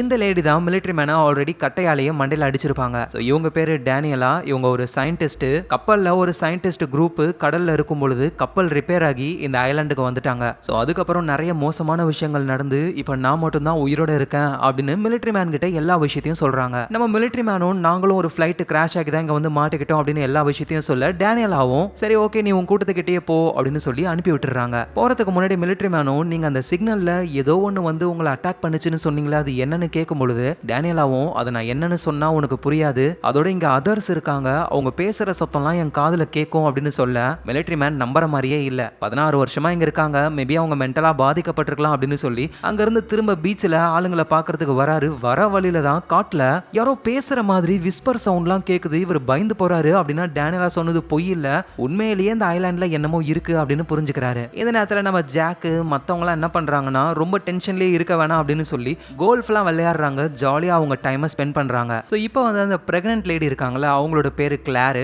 அவங்களுடைய பாஸ்ட்டை தான் பார்க்க போறோம். கிளாரு பிரெக்னென்ட் ஆகுறாங்க. இந்த விஷயத்த பாய் ஃப்ரெண்ட் கிட்ட சொல்ல ஆளுக்கு ரொம்ப பயம் வருது. ஸோ அதனால அவரோட கேர்ள் ஃப்ரெண்டான நம்ம பிரெக்னென்ட் லேடி கிளாரை விட்டு அவர் பிரிஞ்சு போறாரு. ஸோ நம்ம கிளாருக்கும் என்ன பண்றதுன்னு தெரியல. அப்பதான் லாஸ் ஏஞ்சலஸ்ல ஒரு குடும்பம் பிறக்க போற குழந்தைய வாங்கிக்கிறோம்னு சொல்ல அதுக்காக இவங்க ஃபிளைட் ஏறி போறாங்க. கிராஷ் ஆகி இங்க வந்து மாட்டிக்கிட்டாங்க. ஸோ கதை பிரசன்ட் டைமுக்கு வருது. பிரெக்னென்ட் லேடியான கிளாருக்கு வந்து வித்தியாசமான இல்யூஷன்லாம் வருது. யாரோ வந்தாங்க, என்ன அட்டாக் பண்ண ட்ரை பண்றாங்க அப்படிலாம் சொல்ல நம்ம ஜாக்கும் பிரெக்னன்சி டைம்ல இதெல்லாம் நார்மல் தான் அப்படின்னு சொல்றாரு. ஆனா சார்லி ஒருவேளை அவ சொன்னது உண்மையா இருந்தா அப்படின்னு கேட்கும்போது தான் சரி ஓகே, இந்த ஃபிளைட்ல மொத்தம் எவ்வளவு பேசஞ்சர்ஸ் வந்தாங்க அப்படின்ற ஒரு லிஸ்ட் இருக்கும்ல, அந்த லிஸ்ட்டையும் இங்க இருக்கிறவங்களுடைய பேரையும் கலெக்ட் பண்ணி குண்டா ஒருத்தர் இருக்காரு, அவரு தான் அந்த விஷயங்களை பார்த்துக்கிட்டு இருக்காரு. ஸோ இங்க நம்ம மிலிட்டரி மேன் இருக்காருல, அவரு செமையா அடிபட்டு வேகமா ஜாக்கெட்டையும் கேட்கிட்டையும் வராரு. அந்த சிக்னல் அனுப்பின லேடியை நான் பார்த்தேன், நம்மள தவிர இங்க வேற ஒருத்தங்க இருக்காங்க, தி அதர்ஸ் இருக்காங்க அப்படின்னு சொல்றாரு. ஸோ குண்டா இருப்பார்ல, அவரோட பேர் வந்து ஹியூகோ. அவர் வந்து ஜாக்கெட்டை சொல்றாரு. நான் லிஸ்ட் எல்லாம் வச்சு செக் பண்ணி பார்த்தேன், ஈத்தன் அப்படின்ற ஒரு பர்சன் ஃபிளைட்ல நம்ம கூட வரவே இல்லை, ஆனா அவர் இங்க இருக்காரு அப்படின்னு சொல்ல பார்த்தா அந்த ஈத்தன் நம்ம சார்லியும் பிரெக்னென்ட் விமனும் இருக்கிற இடத்துல தான் இருக்காரு. அப்படியே ஆள் ஒரு மாதிரி முறைச்சு பார்த்துக்கிட்டு இருக்காரு. அப்படின்னா இவரு தி அதர்ஸை சேர்ந்தவர். ஸோ அந்த ஈத்தனை வந்து பிரெக்னென்ட் பொண்ணு கிளாரையும் நம்ம சார்லியையும் கடத்திடுறாரு. ஸோ இங்க நம்ம ஜாக்கும் மற்றவங்களும் டென்ஷன் ஆகுறாங்க. ஈத்தன்ன்ற யாரோ ஒருத்தன் நம்ம ஆளு மாதிரியே நம்ம கூடவே இருந்திருக்கான், இப்ப சார்லியையும் கிளாரையும் கடத்திட்டு போயிட்டாங்க, காப்பாற்றணும்னு தேட ஆரம்பிக்கிறாங்க. ஸோ ரெண்டு டீமா பிரிஞ்சு தேடுறாங்க. நம்ம ஜாக்கும் கேட்டும் ஒரு சைடு போறாங்க. அப்புறம் நம்ம ஜான் லாக்கும் பிரதர் சிஸ்டர்ல பிரதர் இருப்பார்ல, அவர் பேரு போனி, அவங்களும் ஒரு சைடுல போயிட்டு தேட ஆரம்பிக்கிறாங்க. சோ நம்ம ஜாக் வந்து கிட்டத்தட்ட அந்த ஈத்தனை ட்ராக் பண்ணிட்டாரு. ஆனா ஒரு இடத்துல அந்த ஈத்தன் ஜாக்கை பிடிச்சி சம்மடி அடிச்சு, இதோட என்ன ஃபாலோ பண்ணி வராத, இல்லைன்னா நான் கடத்திட்டு போன அந்த 2 பேர்ல சார்லியை கொன்னுடுவேன் அப்படின்னு சொல்லி மிரட்டுறாரு. ஆனா நம்ம ஜாக்கு கேட்கற மாதிரி இல்ல. ஜாக்கும் கேட்டும் தொடர்ந்து தேடி போறாங்க. அப்பதான் அந்த ஈத்தன் சார்லியை கொன்னு தொங்க விட்டுருக்காரு. நம்ம ஜாக்குக்கு என்ன பண்றதுன்னு தெரியல. வேகமா சார்லியை எழுப்பி சிபிஆர்லாம் பண்ண ட்ரை பண்றாரு. சார்லி எழுந்துக்கிற மாதிரியே இல்ல, இறந்து போயிட்டாரு. ஸோ கேட் ரொம்ப கஷ்டப்படுறாங்க. ஆனா நம்ம ஜாக் விடாம நெஞ்சிலேயே குத்தி குத்தி சார்லி உயிரோட வந்துடுறாரு. ஸோ சார்லி கிட்ட என்ன நடந்ததுன்னு கேட்கலான்னு பார்த்தா எனக்கு எதுவுமே ஞாபகத்துல இல்லைன்னு சொல்றாரு. ஸோ இன்னும் வேலை முடியல, ஏன்னா அந்த பிரெக்னன்ட் பொண்ணு கிளாரை இவங்க காப்பாத்தியே ஆகணும். இங்க தனியா போன நம்ம ஜான் லாக்கும் அந்த பிரதர் போனியும் வந்துட்டு நைட் டைம்ல அவங்க நடந்து போய்கிட்டு இருக்கும்போது கீழே மெட்டல் மாதிரி ஏதோ ஒன்று புரிஞ்சிருக்கிறத புரிஞ்சுக்கிறாங்க. ஸோ அது என்னன்னு இவங்க செக் பண்ண ஆரம்பிக்கிறாங்க. ஸோ அடுத்த நாள் ஆகுது. நம்ம கேட்டும் சாயரும் வந்து சின்னதா லேக் மாதிரி ஒன்றதை கண்டுபிடிக்கிறாங்க. அதில் அவங்க குளிச்சுக்கிட்டு இருக்கும்போது ஃப்ளைட் கிராஷ்ல ஒரு பார்ட் வந்து தண்ணிக்கு அடியில் விழுந்து போயிருக்கு. ஒரு டெட் பாடியும் இருக்கு, அதுக்கு அடியில் ஒரு சூட் கேஸும் இருக்கு. அதை பார்த்த உடனே கேட்டு எனக்கு வேணும் அப்படின்னு சொல்லி கேட்க சாயரும் எடுத்து கொடுக்குறாரு. ஆனால் அதுக்குள்ள என்ன இருக்குன்னு கேட்கும்போது கேட்டதும் சொல்ல மாட்டாங்களா. சாயரும் நீ என்கிட்ட சொன்னாதான் இந்த சூட் கேஸை உனக்கு தருவேன் அப்படின்னு அவரே வச்சுக்கிறாரு. இந்த நேரத்தில் காட்டுக்குள்ள ஏதோ ஒன்று புதஞ்சிருக்கு. அதை நம்ம ஜான் லாக்கும் அந்த பிரதர் போனியும் பார்த்துருப்பாங்கல்ல, அந்த விஷயத்த குரூப்ல இருக்கிறவங்க கிட்ட சொல்லாம அவங்க 2 பேர் மட்டும் என்னமோ பண்ணிக்கிட்டு இருக்காங்க. ஸோ இங்க சாயரும் அந்த சூட் கேஸை கொடுக்க மாட்டாரு அப்படின்னு கேட் நம்ம ஜாக் கிட்ட வந்து இந்த மாதிரி எனக்கு அந்த சூட் கேஸ் வேணும் ப்ளீஸ் அப்படின்னு சொல்லி கேட்க ஜாக்கும் சாயர் கிட்ட பேசி அந்த சூட் கேஸை கொண்டு வந்து கொடுக்குறாரு. அதுக்குள்ள என்னடா இருக்குன்னு பார்த்தா ஒரு ஃபிளைட்டோடைய பொம்மை. இந்த பொம்மைக்காகவா இவ்வளோ பண்ற அப்படின்னு கேட்க இது சாதாரண பொம்மை கிடையாது, இது நான் லவ் பண்ணவருக்கு சொந்தமானது, அதோட அவரை நான் தான் கொன்னேன்னு சொல்லி ரொம்ப ஃபீல் பண்ணி அலறாங்க. ஸோ இங்க நம்ம சார்லி இருக்கார்ல, அவரால் அந்த பிரெக்னன்ட் பொண்ணு கிளாரை காப்பாற்ற முடியலன்னு ரொம்ப சோகத்துல இருக்காரு. அப்பதான் ரோஸ்னு ஒரு லேடி அவங்க வந்து நம்ம சார்லியை சமாதானப்படுத்துறாங்க. ஸோ இப்போ வந்து அந்த பிரதர் சிஸ்டர்ல நம்ம பிரதர் போனியோடைய பாஸ்ட்டை தான் நம்ம பார்க்க போறோம். ஆக்சுவலா அந்த போனியோடைய ஒரிஜினல் சிஸ்டர்லாம் இவங்க கிடையாது, ஸ்டெப் சிஸ்டர் தான். இன்னும் சொல்ல போனா அவங்க 2 பேருக்கும் இடையில லவ் வேற இருக்கான். சரின்னு லாஸ் ஏஞ்சலஸ்க்கு அவங்க ஃபிளைட்ல வரும்போது தான் ஆக்சிடென்ட் ஆகி இந்த ப்ராப்ளம் நடக்குது. நம்ம மிலிட்டரி மேனும் வந்து அந்த பிரெஞ்ச் லேடி கிட்ட இருந்து சில பொருள் மேப் எல்லாம் கொண்டு வந்திருப்பாரு. அது பிரெஞ்சில் இருக்கிறதுனால நம்ம போனியோடைய சிஸ்டருக்கு வந்து பிரெஞ்சுலாம் தெரியும்ல, ஸோ அவங்க கூட அவர் கொஞ்சம் டைம் ஸ்பெண்ட் பண்ணிக்கிட்டு இருக்காரு. இதை போனி பார்த்து பயங்கரமா கடுப்பாகிறாரு. ஸோ அப்புறம் போனியும் ஜான் லாக்கும் சேர்ந்து அந்த தோண்டின இடத்துக்கு போறாங்க. பார்த்தா ஏதோ ஒரு சேம்பர் மாதிரி புதஞ்சிருக்கு. அதை எப்படி ஓபன் பண்றதுன்னு உங்களுக்கு தெரியல, 2 நாளா ட்ரை பண்றாங்க. ஸோ போனி வந்து அவருடைய சிஸ்டரை பத்தியே பேசிக்கிட்டே இருக்காரு, யோசிச்சுக்கிட்டே இருக்காரு. அப்படின்னு நம்ம ஜான் லாக் என்ன பண்றாருன்னா போனியை அடிச்சு கட்டி போட்டு அவரு தலையில ஒரு வித்தியாசமான போதை பொருளை தடவிடுறாரு. ஸோ அந்த போதை பொருள் வேலை செய்ய ஆரம்பிக்குது. நம்ம போனி காதுக்கு அவரோட சிஸ்டர் கத்துற மாதிரி சவுண்டு கேட்க வேக வேகமா அந்த கட்ல இருந்து எஸ்கேப் ஆகி போனியோட சிஸ்டரை கட்டி போட்டு வச்சிருக்காங்க. அவங்கள காப்பாத்திட்டு வேகமா ஒரு ஓடுறாரு. ஆனா அப்போ அந்த வித்தியாசமான மிருகம் வந்து போனியோடைய சிஸ்டரை சாகடிக்குது. ஸோ இறந்து போன சிஸ்டரோட உடம்ப பார்த்து போனி ரொம்ப கஷ்டப்படுறாரு. நேரா பீச்சுக்கு வந்து நம்ம ஜான் லாக்கை சாகடிக்கலான்னு ட்ரை பண்ணும்போது ஜான் லாக்கும் சொல்றாரு இதெல்லாம் போதையோடைய எஃபெக்ட், உண்மையிலேயே உன் சிஸ்டர் சாகலாம்ல, உயிரோட தான் இருக்கா அப்படின்னு சொல்லி காட்டுறாரு. ஆனா இப்போ உன் மனசு லேஸ் ஆயிடுச்சுல, அதுக்காக தான் நான் இப்படி பண்ணேன், வா நம்ம போலாம், அதை எப்படியாவது ஓபன் பண்ணலாம் அப்படின்னு சொல்றாரு. இங்க வேட்டையாடினா மட்டும் பத்தாது, விவசாயம் பண்ணணும் அப்படின்னு சொல்லி அந்த கொரியன் கப்பல் ஜின்னுடைய ஒய்ஃப் இருக்காங்களா, அவங்களும் கேட்டும் விவசாயம் விவசாயம் பண்ண ஆரம்பிக்கிறாங்க. நம்ம கேட்டு பேசுறதுக்கு ஜின்னோட ஒய்ஃப் ரியாக்ட் பண்றாங்க. ஸோ ஜின்னோட ஒய்ஃபுக்கு இங்கிலீஷ் தெரியும் அப்படின்ற விஷயம் கேட்டுக்கும் இப்போ தெரிஞ்சிருச்சு. ப்ளீஸ் வெளியே யாருக்கிட்டையும் சொல்லாதீங்க அப்படின்னு சொல்லி கேட்டுக்கிறாங்க. ஸோ ஜின்னோட ஒய்ஃபுக்கு இங்கிலீஷ் தெரியும் அப்படின்ற விஷயம் கேட்டுக்கும் மைக்கேலுக்கும் மட்டும் தான் தெரியும். ஸோ இப்போ வந்து அந்த மைக்கேல் இருக்கார்ல, அவருடைய பாஸ்ட்டை தான் பார்க்க போறோம். ஆக்சுவலா மைக்கேலோட ஒய்ஃப் வந்து ரொம்ப மோசமானவங்க. நம்ம மைக்கேல் கிட்ட இருந்து அவரோட பையன் வால்ட்டை பிரிச்சு ஆஸ்திரேலியாவுக்கு கொண்டு வந்து வேற ஒருத்தரை மேரேஜ் பண்ணி அங்க அவங்க வாழ்ந்துகிட்டு இருக்காங்க. நம்ம மைக்கேல் அவரோட பையனை பார்க்கவும் விடல, அவர் எழுதுற எந்த லெட்டரும் பையனுக்கு போய் சேரவும் விடல. ஆனா ஒரு கட்டத்துல மைக்கோட ஒய்ஃப் இறந்து போயிடுறாங்க. அந்த ஒய்ஃப் ரெண்டாவதா மேரேஜ் பண்ணாங்கல்ல, அவரு வந்துட்டு வால்ட்டை பார்த்துக்காம உண்மையான அப்பாவான நம்ம மைக்கேல் கிட்ட சொல்ல, மைக்கேல் அவரோட பையனை கூட்டிட்டு லாஸ் ஏஞ்சல்ஸ்க்கு வரலானும் போதுதான் ஆக்சிடென்ட் ஆகி இங்க வந்து மாட்டிக்கிட்டாங்க. ஸோ மைக்கேலுக்கு அவரோட பையன் வால்ட் ரொம்ப ரொம்ப பிடிக்கும். ஆனா அந்த பையனுக்கு தான் அதுவும் தெரியாது. சின்ன வயசுல இருந்து என்ன நீங்க பார்க்க கூட வரல அப்படின்னு கோவமாவே தான் நடந்துப்பானே. அதோட நம்ம ஜான் லாக் வந்து வேட்டையாடுறாரு. அவர்கிட்டயே போயிட்டு இந்த பையன் எனக்கு வேட்டையாட கத்து கொடுங்கன்னு கேட்கும் பொழுது மைக்கேல வந்து தடுக்கிறாரா. கடுப்பாகி அந்த பையன் காட்டுக்குள்ள டாக கூட்டிட்டு போயிடுறான். ஸோ ரொம்ப நேரம் ஆகியும் வால்ட் வரல அப்படின்னு சொல்லி நம்ம ஜான் லாக்கும் மைக்கேலும் தேட போறாங்க. பார்த்தா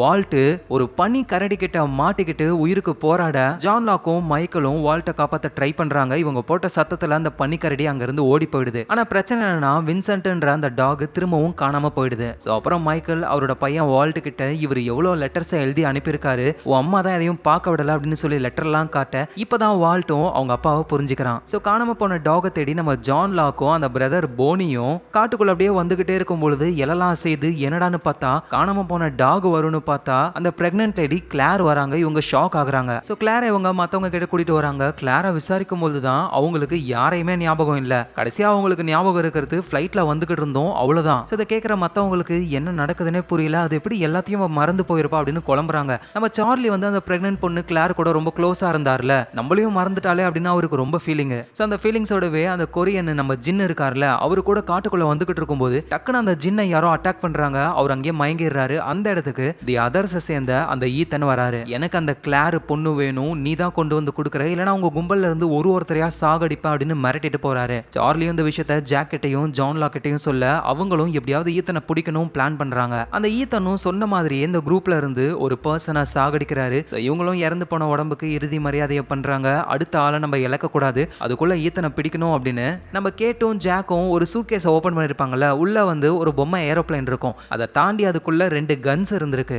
இந்த கன்னையும் நம்ம யூஸ் பண்ணலாம் அப்படின்னு இந்த பிரெக்னன்ட் பொண்ணு கிளாரை ஈத்தன் கிட்ட கொடுக்கற மாதிரியே அனுப்பி மறைஞ்சிருந்து நம்ம ஈத்தனை பிடிக்கலாம் அப்படின்னு பிளான் போடுறாங்க. அதுக்கு ஏத்த மாதிரியே ஈத்தனையும் பிடிச்சிடுறாங்க. ஸோ கன் பாயிண்ட்ல அவரை பிடிச்சு வைக்கும் பொழுது சார்லி கடுப்பாகி அந்த ஈத்தனை ஷூட் பண்ணி சாகடிக்கிறாரு. ஸோ அந்த ஈத்தன் யாரு, அதர்ஸ் யாரு, அவங்க எங்க இருக்காங்கன்னு எல்லாத்தையும் இவர் மூலியமா தெரிஞ்சுக்கலாம்னு நினைச்சாங்க. ஆனா சார்லி அவசரப்பட்டு கொன்னுட்டாரு. ஆனா எதே என்னவோ ஒரு ஆபத்தை நம்ம சால்வ் பண்ணிட்டோம் அப்படின்னு சொல்லி எல்லாரும் நிம்மதியாகிறாங்க. ஸோ நைட் டைம்ல எல்லாரும் தூங்கிக்கிட்டு இருக்காங்க. சாயரும் தூங்குறாரு. அப்ப என்னமோ சவுண்ட் கேக்குது. பார்த்தா அது ஒரு காட்டு பண்ணி அது ஒரு டென்ட்டையே நாசப்படுத்தி வேகமா ஓடுது. அதை திறந்துகிட்டே ஆளு கத்திக்கிட்டே ஓடுறாரு. ஸோ இப்ப சாயருடைய பாஸ்ட்ல ஆக்சுவலா சாயர் எதுக்காக ஆஸ்திரேலியா வந்திருக்காரு அப்படின்னா, சாயர்ன்ற பேர்ல யாரோ ஒருத்தன் பண்ண ஃப்ராடு தனத்தினால நம்ம சாயர் உண்மையான பேர் வந்து ஜேம்ஸ், அவருடைய அப்பா அம்மா இறந்து போயிட்டாங்க. அப்புறம் சாயர்னு ஒரு பேரை மாத்திக்கிறாரு. உன் அப்பா அம்மா சாகிறதுக்கு காரணமான அந்த சாயரை நான் கண்டுபிடிச்சிட்டேன், இதுதான் அட்ரஸ் அப்படின்னு நம்ம சாயருக்கு தெரிஞ்ச ஒரு ஆளு சொல்ல ஆஸ்திரேலியாவுக்கு வராரு இவரு. ஸோ அப்படி நம்ம சாயர் ஆஸ்திரேலியாவுக்கு வந்து ஒரு ஆளை கொல்றாரு. ஆனா உண்மையிலேயே நம்ம சாயருடைய அம்மா அப்பா இறந்து போனதுக்கு காரணமான ஒரிஜினல் சாயர் இவர் கிடையாது. இவர் ஒரு அப்பாவியை கொன்னுட்டோமே அப்படின்னு சாயர் ஒரு குற்ற உணர்ச்சிக்கு போறாரு. ஸோ அந்த குற்ற உணர்ச்சியோட அவரு ஃபிளைட் ஏறி லாஸ் ஏஞ்சல்ஸ்க்கு வரும்போது தான் இங்க வந்து மாட்டிக்கிட்டாரு. ஸோ சாயருடைய இந்த குற்ற உணர்ச்சி வந்து இங்க இருக்கிற பன்னிகளை பார்த்தாலே அந்த பன்னிகை நம்ம கொல்ல வருது அப்படின்னு ஒரு பயங்கரமான பயம் வருது அவருக்கு. ஸோ அதனால அந்த பன்னியை நான் கொல்ல போறேன் அப்படின்னு சொல்லி கையில கன்னெல்லாம் எடுத்துக்கிட்டு அந்த பன்னியை தேட ஆரம்பிக்கிறாரு. கேட்டும் வந்து ஹெல்ப் பண்றாங்க. ஒரு வழியா சாயரும் ஒரு பன்னியை நேருக்கு நேர் பாக்குறாரு. ஆனா அது அவரு சுடவே இல்லை. ஏன்னா இவர் தூங்கும் பொழுது இவரை டிஸ்டர்ப் பண்ணது இந்த பன்னி தானா அப்படின்னு தெரியாதுல்ல இவருக்கு. ஸோ எப்படி அப்பாவி ஒரு ஆளை கொன்னமோ அதே மாதிரி இந்த பன்னியையும் கொல்ல வேணாம் அப்படின்னு விட்டுறாரு. ஸோ கொரியன் கப்பல்ஸ் இருக்காங்கல்ல, ஹஸ்பண்ட் பேரு ஜின்னு, ஒய்ஃபோட பேரு சன்னு. ஸோ அந்த சன்னு வந்து ரொம்ப வேர்க்குது அப்படின்னு சொல்லி ஸ்விம் ட்ரெஸ்ஸை போட்டுக்கிட்டு இருக்காங்க. அதை பாக்குற அந்த ஜின்னு என்ன ட்ரெஸ் அப்படின்னு கொரியன்லயே 2 பேரும் பேசிக்கிறாங்க. அந்த ஜின்னு சன்னை அடிக்கிறதுக்குலாம் வராரா. இதை பாக்குற நம்ம மைக்கேல வந்து தடுக்கிறாரு. ஆனா உடனே சன் என்ன பண்றாங்க, மைக்கேல அடிச்சுட்டு அவங்க ஹஸ்பண்ட் ஜின்னு கூட அங்க இருந்து போயிடுறாங்க. சரின்னு மைக்கேலும் அவர் வேலையை பாக்குறாரு. மைக்கேல் மத்தவங்க எல்லாம் சேர்ந்து என்ன பண்றாங்கன்னா, இங்க இருந்து நம்மளே தப்பிச்சு போலாம் அப்படின்னு ஒரு போட்டு மாதிரி ஒண்ணுத்த ரெடி பண்றாங்க, ரொம்ப பெருசா. சோ அதோட வேலை ரொம்ப சீக்கிரமாவே முடிய போகுது. ஆனா ஒரு நாள் நைட்டு அந்த போட்டை யாரோ எரிச்சிடுறாங்க. மைக்கேலுக்கு யார் மேல டவுட் வருதுன்னா அந்த கொரியன் ஜின்னு மேலதான். அடுத்த நாளே அந்த ஜின்னை பிடிச்சி மைக்கேல் செமையா அடிக்க ஆரம்பிக்கிறாரு. எல்லாருக்குமே அந்த ஜின்னு மேலதான் டவுட். ஜின்னோட ஒய்ஃபான நம்ம சன்னு வந்து பேச ட்ரை பண்றாங்க. பட் ஆனா அவங்க கொரியன்ல பேசுறாங்க, யாருக்கும் புரியல. அங்க ஜின் அடி வாங்கிக்கிட்டே இருக்காரா, பொறுத்துக்க முடியாம இங்கிலீஷ்ல பேசுறாங்க, அவரு எதையும் பண்ணவே இல்லை அப்படின்னு. ஸோ எல்லாருக்குமே ஷாக்கு, உனக்கு இங்கிலீஷ் தெரியுமா அப்படின்னு. முக்கியமா சன்னோடைய ஹஸ்பண்டான ஜின்னு தான் ஷாக் ஆகுறாரு. என்கிட்ட இந்த விஷயத்த மறைச்சிட்ட, இனிமே நான் உங்ககிட்ட பேச மாட்டேன் அப்படின்னு அப்படியே கோச்சுக்கிட்டு ஜின் அங்க இருந்து வந்துடுறாரு. நேரா மைக்ல பார்த்து கையில மூங்கில்லாம் வச்சிருக்காரு. நம்ம போட் செய்யலாம்னு சொல்றாரு. கொரியன் தான் தெரியும், இருந்தாலும் போட் அப்படின்ற ஒரு வார்த்தையை சொல்றாரு. ஸோ போட்டை இவங்க அகைன் திரும்ப ரெடி பண்ண போறாங்க. நம்ம ஜான் லாக் இருக்காருல்ல, அவரு மைக்கிளோட பையனான வால்ட் கிட்ட பேசிக்கிட்டு இருக்காரு. ஆமா, எதுக்காக நீ அந்த போட்டை எரிச்சா அப்படின்னு சொல்லி கேட்க, ஸோ நமக்கு இப்பதான் தெரிய வருது இந்த பயவுல தான் போட்டை எரிச்சிருக்கு. ஏன்னா போட்டு செஞ்சு இங்க இருந்து தப்பிச்சு போக அந்த பையனுக்கு பிடிக்கவே இல்லை. இந்த ஐலாண்ட்ல இருக்கதான் அந்த பையனுக்கு பிடிச்சிருக்கு, அதனால தான் பண்ணிருக்கான். ஆனா இருந்தாலும் நம்ம மைக்கிள் அப்புறம் ஜின்னு இவங்க எல்லாருமே திரும்பவும் அகைன் ஒரு போட்டை செய்ய ஆரம்பிக்கிறாங்க. ஸோ அதை எடுத்துட்டு அவங்க கடலுக்குள்ள போனாலும் ஏதாவது ஒரு கப்பலை பார்த்தா இவங்களுக்கு சிக்னல் கொடுக்க ஏதாவது ஒன்று வேணும். ஸோ அதனால ஒரு ரேடியோவை எடுத்துட்டு போலான்னு நினைக்கிறாங்க. ஆனா சார்ஜ் இல்ல. ஸோ இவங்களுக்கு பேட்டரி வேணும். நம்ம மிலிட்டரி மேனை பிடிச்சாங்கள ஒரு லேடி டேனியலா, அவங்க கிட்ட நிறைய பேட்டரி இருக்கும். ஸோ அவங்க எங்க இருக்காங்க அப்படின்னு மிலிட்டரி மேன் கிட்ட கேட்க, சொன்னா கேளுங்க, அவங்க பைத்தியம் மாதிரி இருக்காங்க, அவங்க கிட்ட போவேனான்னு தடுக்கிறாரு. அதோட இந்த டேனியலாவுடைய திங்ஸ் எல்லாம் நிறைய பேர் வச்சிருப்பாரு.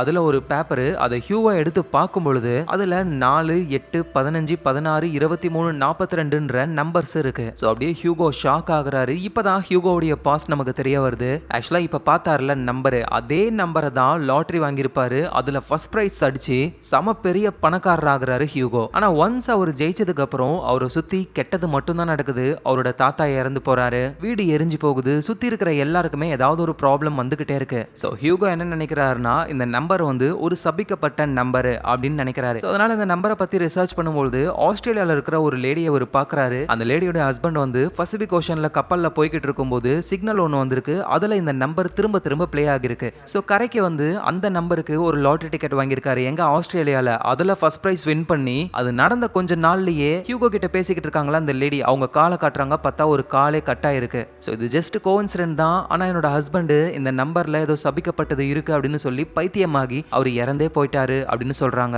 உடனே நம்ம ஹியூகோவும், நானும் அந்த நம்பர் யூஸ் பண்ணி அமெரிக்கால லாட்டரி டிக்கெட் வாங்கின, ஃபர்ஸ்ட் பிரைஸ் வின் பண்ண, அதுல இருந்து எனக்கு நெகட்டிவா நடக்குதுன்னு சொல்லும்போது, எங்க பாரு நம்பருக்கும் இதுக்கும் எந்த சம்பந்தமும் கிடையாது, இது எல்லாமே உன்னோட கற்பனை தான் அப்படின்னு அவங்க சொல்றாங்க. ஸோ ஹியூகோவும் சோகமா ஆஸ்திரேலியால இருந்து லாஸ் ஏஞ்சல்ஸ்க்கு வரும்போது தான் ஃபிளைட் கிராஷ் ஆகி இங்க வந்து மாட்டிக்கிட்டாரு. இங்க டேனியலான ஒரு லேடி 16 வருஷமா இங்க மாட்டிக்கிட்டு இருந்தவங்க அதே நம்பரை எழுதிருக்காங்களேன்னு நமக்கு தேவையான ஆன்சர் அவங்க கிட்ட கிடைக்கும் அப்படின்னு யாருக்கிட்டயுமே சொல்லாம ஹியூகோ மட்டும் தனியா அந்த டேனியலான்ற லேடியை பார்க்க காட்டுக்கு போறாரு. ஸோ ஹியூகோ கானு பின்னாடியே தேடிக்கிட்டு ஜாக்கு, மிலிட்டரி மேனு, சார்லி இவங்க எல்லாருமே வராங்க. ஒரு வழியா ஹியூகோவை கண்டுபிடிச்சிடுறாங்க. ஆனா ஹியூகோ என்ன சொல்றாருன்னா, நான் வந்து பேட்டரியை வாங்குறதுக்கு தான் வரேன் அப்படின்னு சொல்லி எல்லாருமே போறாங்க. ஆனா போய் பார்த்தா ஒரு ட்ரிகர் மேல காலை வச்சு அந்த இடமே வெடிச்சு செதறுது.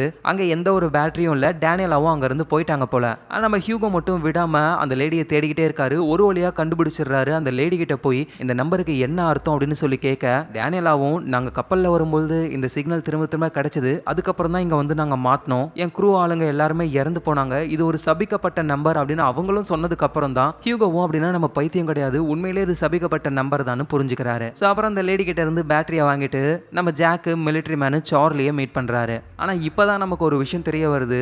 நம்ம ஜான் லாக்கும் அந்த பிரதர் போனியும் வந்துட்டு வித்தியாசமான ஒரு கண்டெய்னர் மாதிரி பூமிக்கு அடியில் கண்டுபிடிச்சிருப்பாங்கல்ல, அந்த கண்டெய்னர் கொஞ்சம் கொஞ்சமா தோண்டிக்கிட்டு இருக்காங்க போல. அவங்க அந்த கண்டெய்னர்ல நம்ம ஹியூகோவுடைய அந்த நம்பர் இருக்கு. ஸோ இந்த மாதிரி ஒரு கண்டெய்னர் இருக்கு அப்படின்ற விஷயம் யாருக்கும் தெரியாது. நம்ம ஜான் லாக்கும் பிரதர் போனியும் மட்டும் தான் இதை பார்த்துக்கிட்டு இருக்காங்க. ஒரு நாள் அவங்க ரெண்டு பேருமே ஒரு இடத்துல இருக்கும் பொழுது நம்ம ஜான் லாக் சொல்றாரு, நமக்கு தேவையானது எல்லாத்தையுமே இந்த ஐலாண்டு கொடுக்கும், அது என்ன வழியை காட்டுதோ அதுபடி நம்ம போனாதான் எல்லாமே ஒழுங்கா நடக்கும் அப்படின்னு சொல்றாரு. இப்படின்னு பேசிக்கிட்டு இருக்கும் போதே மேல பாக்குறாரு. அப்ப ஜான் லாக் கண்ணுக்கு ஒரு பிளைன் ஒன்னு தூரத்துல எங்கேயோ பறந்து போய் கிராஷ் ஆகுற மாதிரி தெரியுது. அத போனியையும் பார்க்க சொல்றாரு. ஆனா திடீர்னு போனி முகம் ஃபுல்லா ரத்தமா இருக்கிற மாதிரியும் நம்ம ஜான் லாக் திரும்ப வீல் சேர்ல உட்காந்துக்கிட்டு இருக்காரு. சடனா ஜான் லாக் கனவுல இருந்து கண்ண முழிச்சு எழுந்துக்கிறாரு. வந்தது எல்லாமே கனவு தான், ஆனா இருந்தாலும் இந்த ஐலாண்ட் தான் நம்ம கிட்ட ஏதோ ஒன்னு சொல்ல வருது அப்படின்னு அடுத்த நாள் போனியை கூட்டிட்டு அந்த பிளைனை பார்த்த இடத்துக்கே போறாரு. போனி கிட்டையும் எல்லா விஷயத்தையும் சொல்றாரு. யோ, கனவுல பார்த்தா எப்படியா உண்மையிலேயே நடக்கும் அப்படின்ற மாதிரிலாம் கேட்க நம்ம ஜான் லாக் அதெல்லாம் கண்டுக்காம அப்படியே நடந்து வரும்போது திடீர்னு அப்படியே கீழே விழுறாரு. அவரால் சரியா நடக்க முடியல. திரும்ப அவரோட கால் பழைய மாதிரி ஆகுது போல.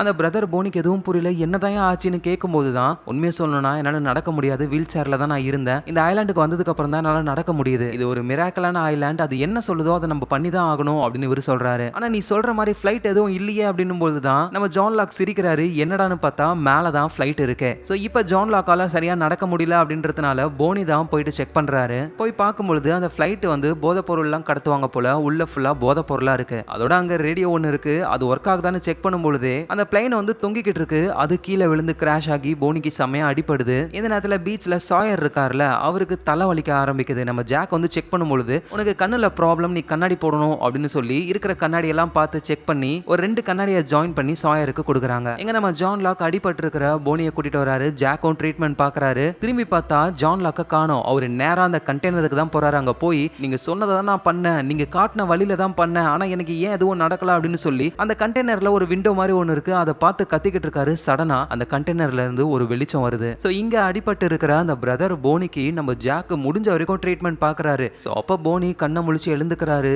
இந்த மாதிரி நாங்க ஒரு சேம்பரை கண்டுபிடிச்சோம், ஜான் லாக் தான் உங்ககிட்ட சொல்ல வேணாம்னு சொன்னாருன்னு போனி சொல்றாரு. இன்னமும் அவர் உடம்பு ரொம்ப மோசமா இருக்கு. இதே நேரத்துல அந்த பிரெக்னென்ட் லேடி இருக்காங்களா, அவங்களுக்கு பிரசவ வலி வர ஜாக் தான் பிரசவம் பார்க்கணும். ஆனா இப்ப அவரு போனிய ட்ரீட்மெண்ட் பார்த்துக்கிட்டு இருக்கிறதுனால வேற வழியே இல்ல, கேட்டு தான் அந்த பிரெக்னென்ட் லேடியான கிளாருக்கு பிரசவம் பார்க்கணுமே. சோ அதை எப்படி கரெக்டா பண்ணணும்னு ஜாக் கிட்ட கேட்டும் பிரசவம் பார்க்க ஆரம்பிக்கிறாங்க. கிளாருக்கு ஒரு குழந்தையும் பிறக்குது. இங்க போனி இறந்தும் போறாரு சேம் டைம்ல. சோ இங்க நம்ம ஜாக் கேட் கிட்ட போனி ஒன்னும் சாகல, போனிய கொலை பண்ணிருக்காங்க, ஜான் லாக்க கண்டுபிடிக்கணும் அப்படின்னு இவரு வேகமா போறாரு. ஆனா கேட் வந்து ஜாக்க தடுக்கிறாங்க. இறந்து போன போனிக்கு இறுதி மரியாதையை பண்ண போறோம், நீ அங்க இருக்கணும் அப்படின்னு சொல்லி கூட்டிட்டு வர எல்லாருமே சேர்ந்து இறுதி மரியாதையை பண்றாங்க. அந்த இடத்துக்கு நம்ம ஜான் லாக்கும் வராரு. சோ இப்பதான் நடந்த விஷயத்த சொல்றாரு. ஒரு பிளைனை நாங்க கண்டுபிடிச்சோம், அதுக்குள்ள ஒரு ரேடியோ இருந்தது, சடனா அந்த பிளைன் கீழே விழுந்து இந்த மாதிரி ஆயிடுச்சுன்னு சொல்றாரு. ஆனா நம்ம ஜாக் நம்புற மாதிரி இல்ல, வேகமா ஓடி வந்து ஜான் லாக்க பிடிச்சி நீ தான் அவனை கொன்னு இருக்கணும் அப்படின்னு செமையா கடுப்பாகிறாரு. அந்த இறந்து போன போனியோட சிஸ்டர் இருக்காங்களா, அவங்களும் நம்ம ஜான் லாக் தான் கொன்னு இருக்கணும் அப்படின்னு மிலிட்டரி மேன் கிட்ட போயிட்டு என் பிரதரை கொன்ன அந்த ஜான் லாக்கை ஏதாவது ஒன்று பண்ணு அப்படின்னு சொல்ல மிலிட்டரி மேனும் நம்ம ஜான் லாக் கிட்ட வந்து ஏதோ பிளைனை பாத்தீங்க, அது கீழே விழுந்து அப்படி ஆச்சுன்னு சொன்னல, அந்த பிளைனை காட்டு அப்படின்னு சொல்லி அந்த இடத்துக்கு கூட்டிட்டு போக ஆரம்பிக்கிறாரு. இந்த நேரத்துல நம்ம கிளாருக்கு பிறந்ததுல குழந்தை, அந்த குழந்தைய சார்லி வச்சிருக்காரு. அந்த குழந்தை அழுதுகிட்டே இருக்கு, சமாளிக்கவே முடியல. அப்பதான் சாயர் கிட்ட போகும்பொழுது சாயர் பேசந்த கேட்டாலே அந்த குழந்தை கம்முன்னு இருக்கு. சரி ஓகேன்னு சாயர் உட்காந்து ஆளு புக் படிச்சுக்கிட்டு இருக்காரு. அந்த குழந்தையும் கம்முன்னு தூங்குது. இங்க நம்ம ஜான் லாக் மிலிட்டரி மேனை கூட்டிட்டு அந்த பிளைன் கிட்டயே வந்துட்டாரு. பார்த்தா பிளைன் இருக்கு, எல்லாமே கரெக்டா இருக்கு. ஆனா இறந்து போகிறதுக்கு முன்னாடி போனி வந்துட்டு ஜாக் கிட்ட ஒரு கண்டெய்னரை நாங்க பார்த்தோம் அப்படின்னு சொல்லிருப்பாரு. அது மிலிட்டரி மேன் கிட்டயும் ஜாக் சொல்லிருப்பாரு. அந்த கண்டெய்னர் எங்க அப்படின்னு கேட்கும் பொழுது ஜான் லாக்கும் இந்த பிளைன்லயே 2 கண்டெய்னர் இருக்குல்ல, அதை தான் சொல்லிருப்பான் அப்படின்னு சமாளிக்கிறாரு. அதோட ஒரு உண்மையும் சொல்றாரு. என்னன்னா நம்ம மிலிட்டரி மேனை கட்டையில யாரோ அடிச்சிருப்பாங்கல்ல, அது டேனியலா அப்படின்னு நம்ம நினைச்சுக்கிட்டு இருந்தோம்ல, ஆனா உண்மையிலேயே அது டேனியலா கிடையாது, இந்த ஜான் லாக் தான். எதுக்காக இப்படி பண்ணன்னு செமையா கடுப்பாகும் பொழுது, ஏன்னா இந்த ஐலாண்டோடைய சோர்ஸை நீ கண்டுபிடிச்சிருந்தனா நம்ம நேரத்துக்கு எப்பயோ இறந்து போயிருப்போம். சோ அதனால தான் நான் இப்படி பண்ணேன், அதோட போனியை நான் சாகடிக்கல, இதுதான் நடந்ததுன்னு சொல்ல மிலிட்டரி மேனும் நம்ப ஆரம்பிக்கிறாரு. ஆனா போனியோட சிஸ்டர் நம்புற மாதிரி இல்ல, கன்னை எடுத்துட்டு வந்து நம்ம ஜான் லாக்கை ஷூட் பண்ணலாம்னு ட்ரை பண்ணும் பொழுது மிலிட்டரி மேன் வந்து தடுக்கிறாரு. ஜஸ்ட் மிஸ்ல ஜான் லாக் உயிர் பிழைக்கிறாரு. சோ அப்புறம் நைட் டைம்ல மிலிட்டரி மேன் ஜான் லாக் கிட்ட வந்து நீ சொல்ற எல்லாத்தையும் நம்புறேன், ஒண்ணுத்த தவிர போனி சொன்ன அந்த கண்டெய்னர் கண்டிப்பா அந்த பிளைன்ல கிடையாது, வேற எங்கேயோ இருக்கு, அதை எப்ப காட்ட போறோம் அப்படின்னு சொல்லி கேட்க நம்ம ஜான் லாக்கும் என்ன சொல்றதுன்னு தெரியாம முழிச்சுக்கிட்டு இருக்காரு. சோ இந்த நேரத்துல நம்ம மைக்கேல், ஜின்னு இவங்க எல்லாருமே சேர்ந்து அந்த போட்டை கிட்டத்தட்ட முடிச்சிட்டாங்க, சீக்கிரமாவே கிளம்பி போக போறாங்க. ஆனா அப்பா ஒருத்தர் வந்து இந்த டைம்ல போகாதீங்க, 3 மாசமாவது நீங்க வெயிட் பண்ணணும், ஏன்னா இப்ப காத்தோட டைரக்ஷன் வேற மாதிரி இருக்கு, நீங்க போனீங்கன்னா அண்டார்டிகால போய் மாட்டிப்பீங்கன்னு சொல்ல, ஆனா அதெல்லாம் கண்டுக்கிற மாதிரி இல்ல, போக தான் போறாங்க. நம்ம கேட்டு இருக்காங்கள, அவங்களும் அந்த போட்டு வழியா தப்பிச்சு போகணும் அப்படின்னு நினைக்கிறாங்க. மைக்கேல் கிட்ட அதை பத்தி பேசுறாங்க. ஆனா எங்க கிட்ட இடம் இல்ல, சாயரும் கூட வரான் அப்படின்னு சொல்ல, சாயருக்கு பதில் நான் வரேன் அப்படின்னு கேட் சொல்றாங்க. மைக்கேலும் ஓகேன்னு சொல்லிடுறாரு. இந்த விஷயம் சாயருக்கு தெரிய வந்து அவரும் கேட் கிட்ட போய் நான் போறதா இருந்தது, இப்ப நீ வந்த உடனே மைக்கேல் என்ன வர வேணான்னு சொல்றான் அப்படின்ற மாதிரி செமையா சண்டை போடுறாரு. சோ அப்பதான் திடீர்னு மைக்கேல் தண்ணி குடிக்கிறாரு. அதுல ஏதோ விஷத்தை கலந்துருக்காங்க போல, உடம்பு முடியல அவருக்கு. சோ சாயர் தான் அதை பண்ணிருக்கணும், ஏன்னா சாயருக்கு பதில் கேட்ட நம்ம வர வச்சிட்டோம்ல, அதனாலதான் இப்படி பண்ணிட்டான் அப்படின்னு எல்லாரும் சாயரை தப்பா நினைக்க, அப்பதான் சாயர் சொல்றாரு நான் என்ன கிரிமினலா, என்ன தப்பா நினைக்கிறீங்க, ஆனா உண்மையான கிரிமினல் அந்த கேட்டு தான், இறந்து போனாரே ஒரு போலீஸ், அவர் இந்த கேட்டை தான் பிடிச்சு கொண்டு வந்தாரே அப்படின்ற மாதிரிலாம் சொல்ல எல்லாருக்குமே விஷயம் தெரிய வந்து கேட்ட தப்பா நினைக்கிறாங்க. இந்த நேரத்துல நம்ம ஜான் லாக் வந்து அந்த சேம்பர் இருக்கிற இடத்துக்கு ஜாக்கையும் மிலிட்டரி மேனையும் கூட்டிட்டு போறாரு. நல்லா ஆழமா தோண்டி வச்சிருக்காங்க, இன்னுமே ஓபன் பண்ண முடியல, இது என்னது, உள்ள என்ன இருக்கு அப்படின்னு எதுவும் தெரியல. சோ அப்புறம் மைக்கேலோடைய பையன் வால்ட் இருக்கான்ல, அந்த பையன் நம்ம ஜான் லாக் கிட்ட வந்து முன்னாடி போட்டை எரிச்சது நான் தான், ஆனா இப்ப என்னோட அப்பாவுக்கு பாய்சனை நான் வைக்கலன்னு சொல்ல, நம்ம ஜான் லாக்கும் நீ இதை பண்ணிருக்க மாட்டேன்னு எனக்கு தெரியும்னு மெதுவா அந்த பையன் கையை தொடும்பொழுது சடனா அந்த வால்ட் நீங்க அந்த சேம்பரை ஓபன் பண்ண போறீங்களா, ப்ளீஸ் அதை ஓபன் பண்ணாதீங்க அப்படின்னு வித்தியாசமா கத்திட்டு ஓடி போயிடுறான். எங்க மைக்கேலோட உடம்பும் பரவாயில்ல, நாளைக்கு அந்த போட்ல தப்பிச்சு போக போறாங்க. சாயர் இருக்காரு, கேட்ட கூட்டிட்டு போகல. அந்த குட்டி பையன் வால்ட்டும் அவங்க அப்பா மைக்கேல் கிட்ட அப்பா முன்னாடி போட்டு எரிஞ்சதுலப்பா, அதை பண்ணது நான் தான், எனக்கு இங்க இருக்கணும் தான் ஆசையா இருக்குன்னு சொல்ல, நீ வேணா சொல்லு நாளைக்கு கூட நம்ம போவேனா இங்கே இருக்கலாம் அப்படின்னு சொல்ல, அந்த பையனும் இல்லப்பா இப்ப எனக்கு இங்க இருக்க பிடிக்கல, நம்ம போலாம் அப்படின்னு சொல்றான். சோ அப்படின்னா அந்த குட்டி பையன் வால்ட்டுக்கு ஏதோ ஒரு விஷயம் தெரிஞ்சிருக்கு, அதனால ரொம்ப பயப்படுறான். சோ இப்போ நம்ம கேட்டோடைய பாஸ்ட் தான் நமக்கு தெரிய வருது. கேட்டு ஹாஸ்பிட்டல்ல இருக்கிற அவங்க அம்மாவை பார்க்கலான்னு போறாங்க. அந்த ஹாஸ்பிட்டல்லே ஒரு டாக்டர் இருக்காரு, அவர் தான் கேட்டோடைய லவ்வரு. அவர் மூலியமா அம்மாவை எப்படியோ பாத்துடுறாங்க. அம்மா வந்து கேட்ட பார்த்த உடனே காப்பாத்துங்க காப்பாத்துங்கன்னு கத்துறாங்க. ஏன்னா கேட் ஏதோ ஒரு பெரிய வேலையை பார்த்திருக்காங்க, போலீஸ்லாம் தேடுது போல.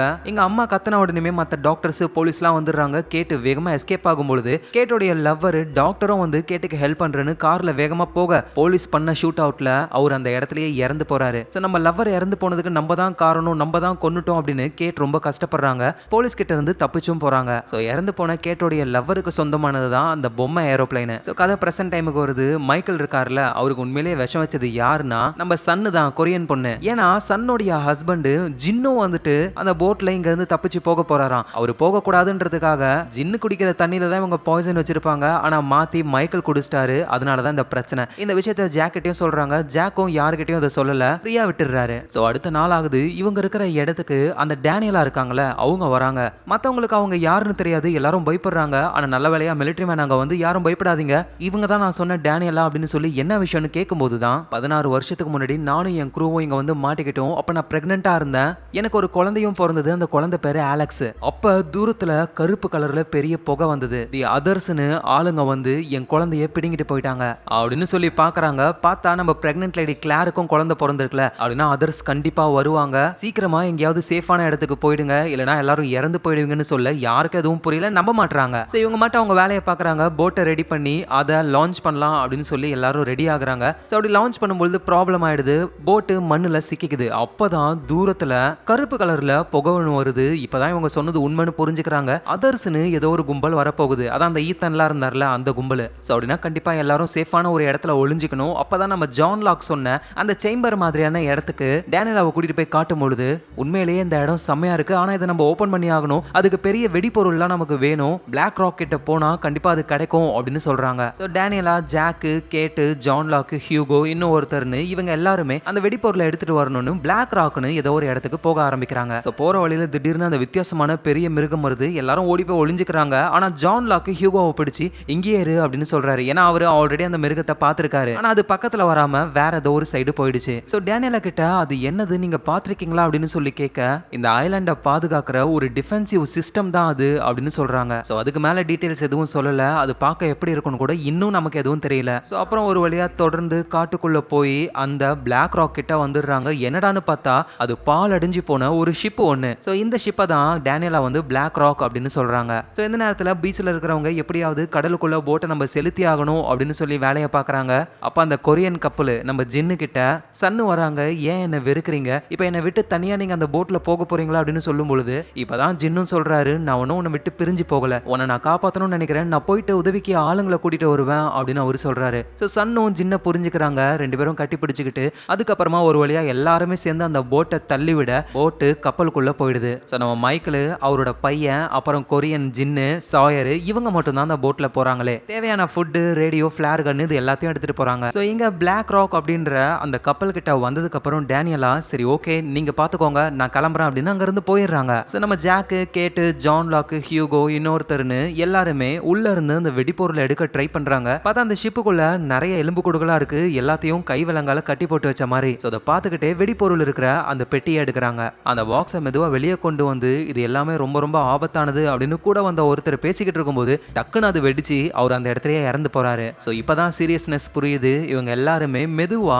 ஆளுக்கு 3 டைனமைட்டை எடுத்துக்கிட்டு அங்க இருந்து கிளம்ப ஆரம்பிக்கிறாங்க. இந்த நேரத்துல பீச்ல வந்து அந்த அதர்ஸுக்கு பயந்துகிட்டு எல்லாருமே கேவை கண்டுபிடிச்சாங்கல்ல, அந்த கேவ்ல போய் ஒளிஞ்சுக்கலாம் அப்படின்னு சொல்லி கிளம்ப ஆரம்பிக்கிறாங்க. அப்படி எல்லாருமே போயிட்டாங்க. கடைசியா நம்ம கிளார் குழந்தைய வச்சுக்கிட்டு இருக்காங்க, கூட சார்லி இருக்காரு. அந்த இடத்துக்கு டேனியலா வந்து ஒரு முக்கியமான விஷயம், மிலிட்டரி மேனை கூப்பிடு அப்படின்னு சொல்ல ஓகே நான் கூப்பிட்டு வரேன்னு சார்லி அங்க இருந்து போக இப்ப டேனியலாவும் கிளாரும் குழந்தைய மட்டும் தான் தனியா இருக்காங்க. டேனியல் என்ன பண்றாங்கன்னா கிளாரை அடிச்சு போட்டுட்டு அவங்க குழந்தைய எடுத்துட்டு போயிடுறாங்க. சோ சவுண்ட் கேட்டு மிலிட்டரி மேன், சார்லி மத்தவங்க எல்லாம் வேகமா ஓடி வராங்க. கிளாரும் சொல்றாங்க அந்த டேனியலா என்ன அடிச்சு போட்டு குழந்தைய எடுத்துட்டு போயிட்டா அப்படின்னு. சோ வேகமா டேனியலாவை பிடிக்கணும் அப்படின்னு சார்லியும் மிலிட்டரி மேனும் ட்ரை பண்றாங்க. சோ இந்த நேரத்துல நம்ம ஜாக்கு, ஜான் லாக், கேட்டு, ஹியூகோ இவங்க எல்லாம் பாம்ஸ் எடுத்துக்கிட்டு வந்துகிட்டு இருக்காங்க. அப்ப காட்டுக்குள்ள ஏதோ ஒரு சவுண்ட் மாதிரி கேக்குது. என்னடான்னு பார்த்தா அப்படியே என்னமோ புகை மாதிரி ஒண்ணு போகுது.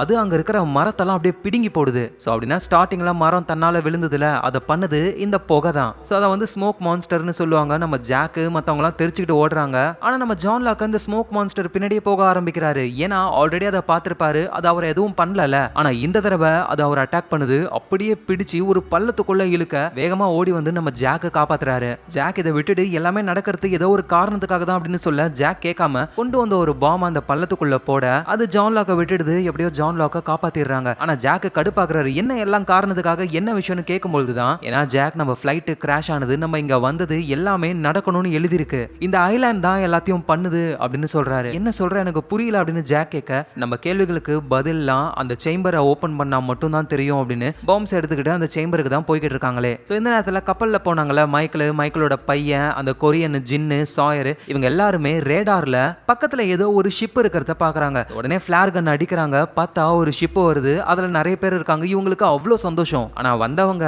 எங்களுக்கு அந்த குட்டி பையன் மட்டும் தான் வேணும், மத்தவங்களாம் ஓடி போங்கன்னு சொல்ல சாயர் கிட்ட கன் இருக்கு, அதை வச்சு ஷூட் பண்ணலான்னு பார்த்தா சாயரை ஷூட் பண்ணிடுறாங்க. சோ அவரு தண்ணில விழ அவரை காப்பாத்துறதுக்கு கொரியன் ஜின்னும் தண்ணில விழுந்துடுறாரு. சோ அப்புறம் மைக்கேல அடிச்சு தண்ணில தள்ளி விட்டுட்டு அந்த குட்டி பையன் வால்ட்டை மட்டும் கூட்டிட்டு அந்த கும்பல் அங்க இருந்து போகுது. போறதுக்கு முன்னாடி அவங்க உருவாக்கின அந்த போட்டை வெடிக்க வச்சிடுறாங்க. இந்த நேரத்துல பீச்ல நம்ம மிலிட்டரி மேனும் சார்லியும் சேர்ந்து எப்படியாவது குழந்தைய காப்பாற்றணும்னு டேனியலாவை தேடி போறாங்க. ஒரு வழியா டேனியலாவும் கண்டுபிடிச்சிடுறாங்க. டேனியலா அழுதுகிட்டே கையில குழந்தைய வச்சுக்கிட்டு அதர்ஸ் இருப்பாங்கன்னு நினைச்சேன், இந்த குழந்தைய கொடுத்துட்டு என்னோட குழந்தைய வாங்கலாம்னு நினைச்சேன், ஆனா யாரையும் காணோம் அப்படின்னு சொல்லி ஃபீல் பண்றாங்க. மிலிட்டரி மேனும் மெதுவா போயிட்டு இங்க பாரு ஒன்னும் இல்ல கவலைப்படாத அப்படின்னு சொல்லி சமாதானப்படுத்தி குழந்தைய வாங்கிடுறாரு. சோ காப்பாத்தின குழந்தைய எடுத்துக்கிட்டு நேரா கிளார் கிட்ட வராங்க. எல்லாருமே குழந்தை கிடைச்சதை நினைச்சு ரொம்ப சந்தோஷப்படுறாங்க. சோ இங்க நம்ம ஜாக்கு, ஜான் லாக்கு, கேட்டு, அப்புறம் ஹியூகோ இவங்க எல்லாருமே அந்த சேம்பர் கிட்ட வந்துட்டாங்க. பாம்பை செட் பண்ணிக்கிட்டு இருக்காங்க. அப்பதான் ஹியூகோ சபிக்கப்பட்ட நம்பர்னு ஒன்னு நினைச்சுக்கிட்டு இருக்காருல, அந்த நம்பர் அந்த சேம்பர்ல இருக்கிறத புரிஞ்சுக்கிட்டு வேணா அதை வெடிக்க வைக்காதீங்கன்னு தடுக்கிறதுக்கு வராரு. ஆனா அதுக்குள்ளேயே பத்த வச்சிடுறாங்க. பாம்பு வெடிச்சு சேம்பரும் ஓபன் ஆகுது. சோ அதுக்குள்ள என்னடா இருக்குன்னு நம்ம ஜாக்கும் ஜான் லாக்கும் பார்க்கும்பொழுது ஏனி மாதிரி அப்படியே கீழே ரொம்ப ஆழத்துக்கு போகுது. உள்ள என்ன இருக்குன்னு புரியாம இவங்க பார்த்துக்கிட்டு இருக்காங்க. இந்த இடத்துலயே இந்த சீசன் 1 முடியுது. சோ இந்த சீசன் 1ன்றது ஜஸ்ட் ஆரம்பம் தான். போக போக நம்ம யோசிச்சே பார்க்க முடியாத பயங்கரமான விஷயம், ட்விஸ்ட், டர்னு, டைம் டிராவல், மல்டிவர்ஸ்னு எல்லாத்தையுமே உள்ள போட்டு ஒரு குழப்பிருப்பாங்க. கண்டிப்பா இந்த சீரிஸ் நம்மளுடைய டாப் 10 லிஸ்ட்ல வந்துரும். அந்த அளவுக்கு ஒர்த்தான ஒரு சீரிஸ். சோ சீசன் 2 ரொம்ப சீக்கிரமாவே பார்க்கலாம். ஆனா அதுக்கு முன்னாடி எல்லாரும் லைக்க போட்டீங்கன்னு வச்சுக்கோங்களேன், அதிக லைக் வர எனக்கு இன்னும் வேகமா பண்ணணும் அப்படின்ற ஒரு பூஸ்ட் வரும். சோ ஞாபகமா லைக்க போட்டு சப்ஸ்கிரைப் பண்ணிக்கோங்க. ஏன்னா உங்க சப்போர்ட் தான் எல்லாமே. நாளைக்கு நம்ம பார்க்கலாம். Lots of love guys.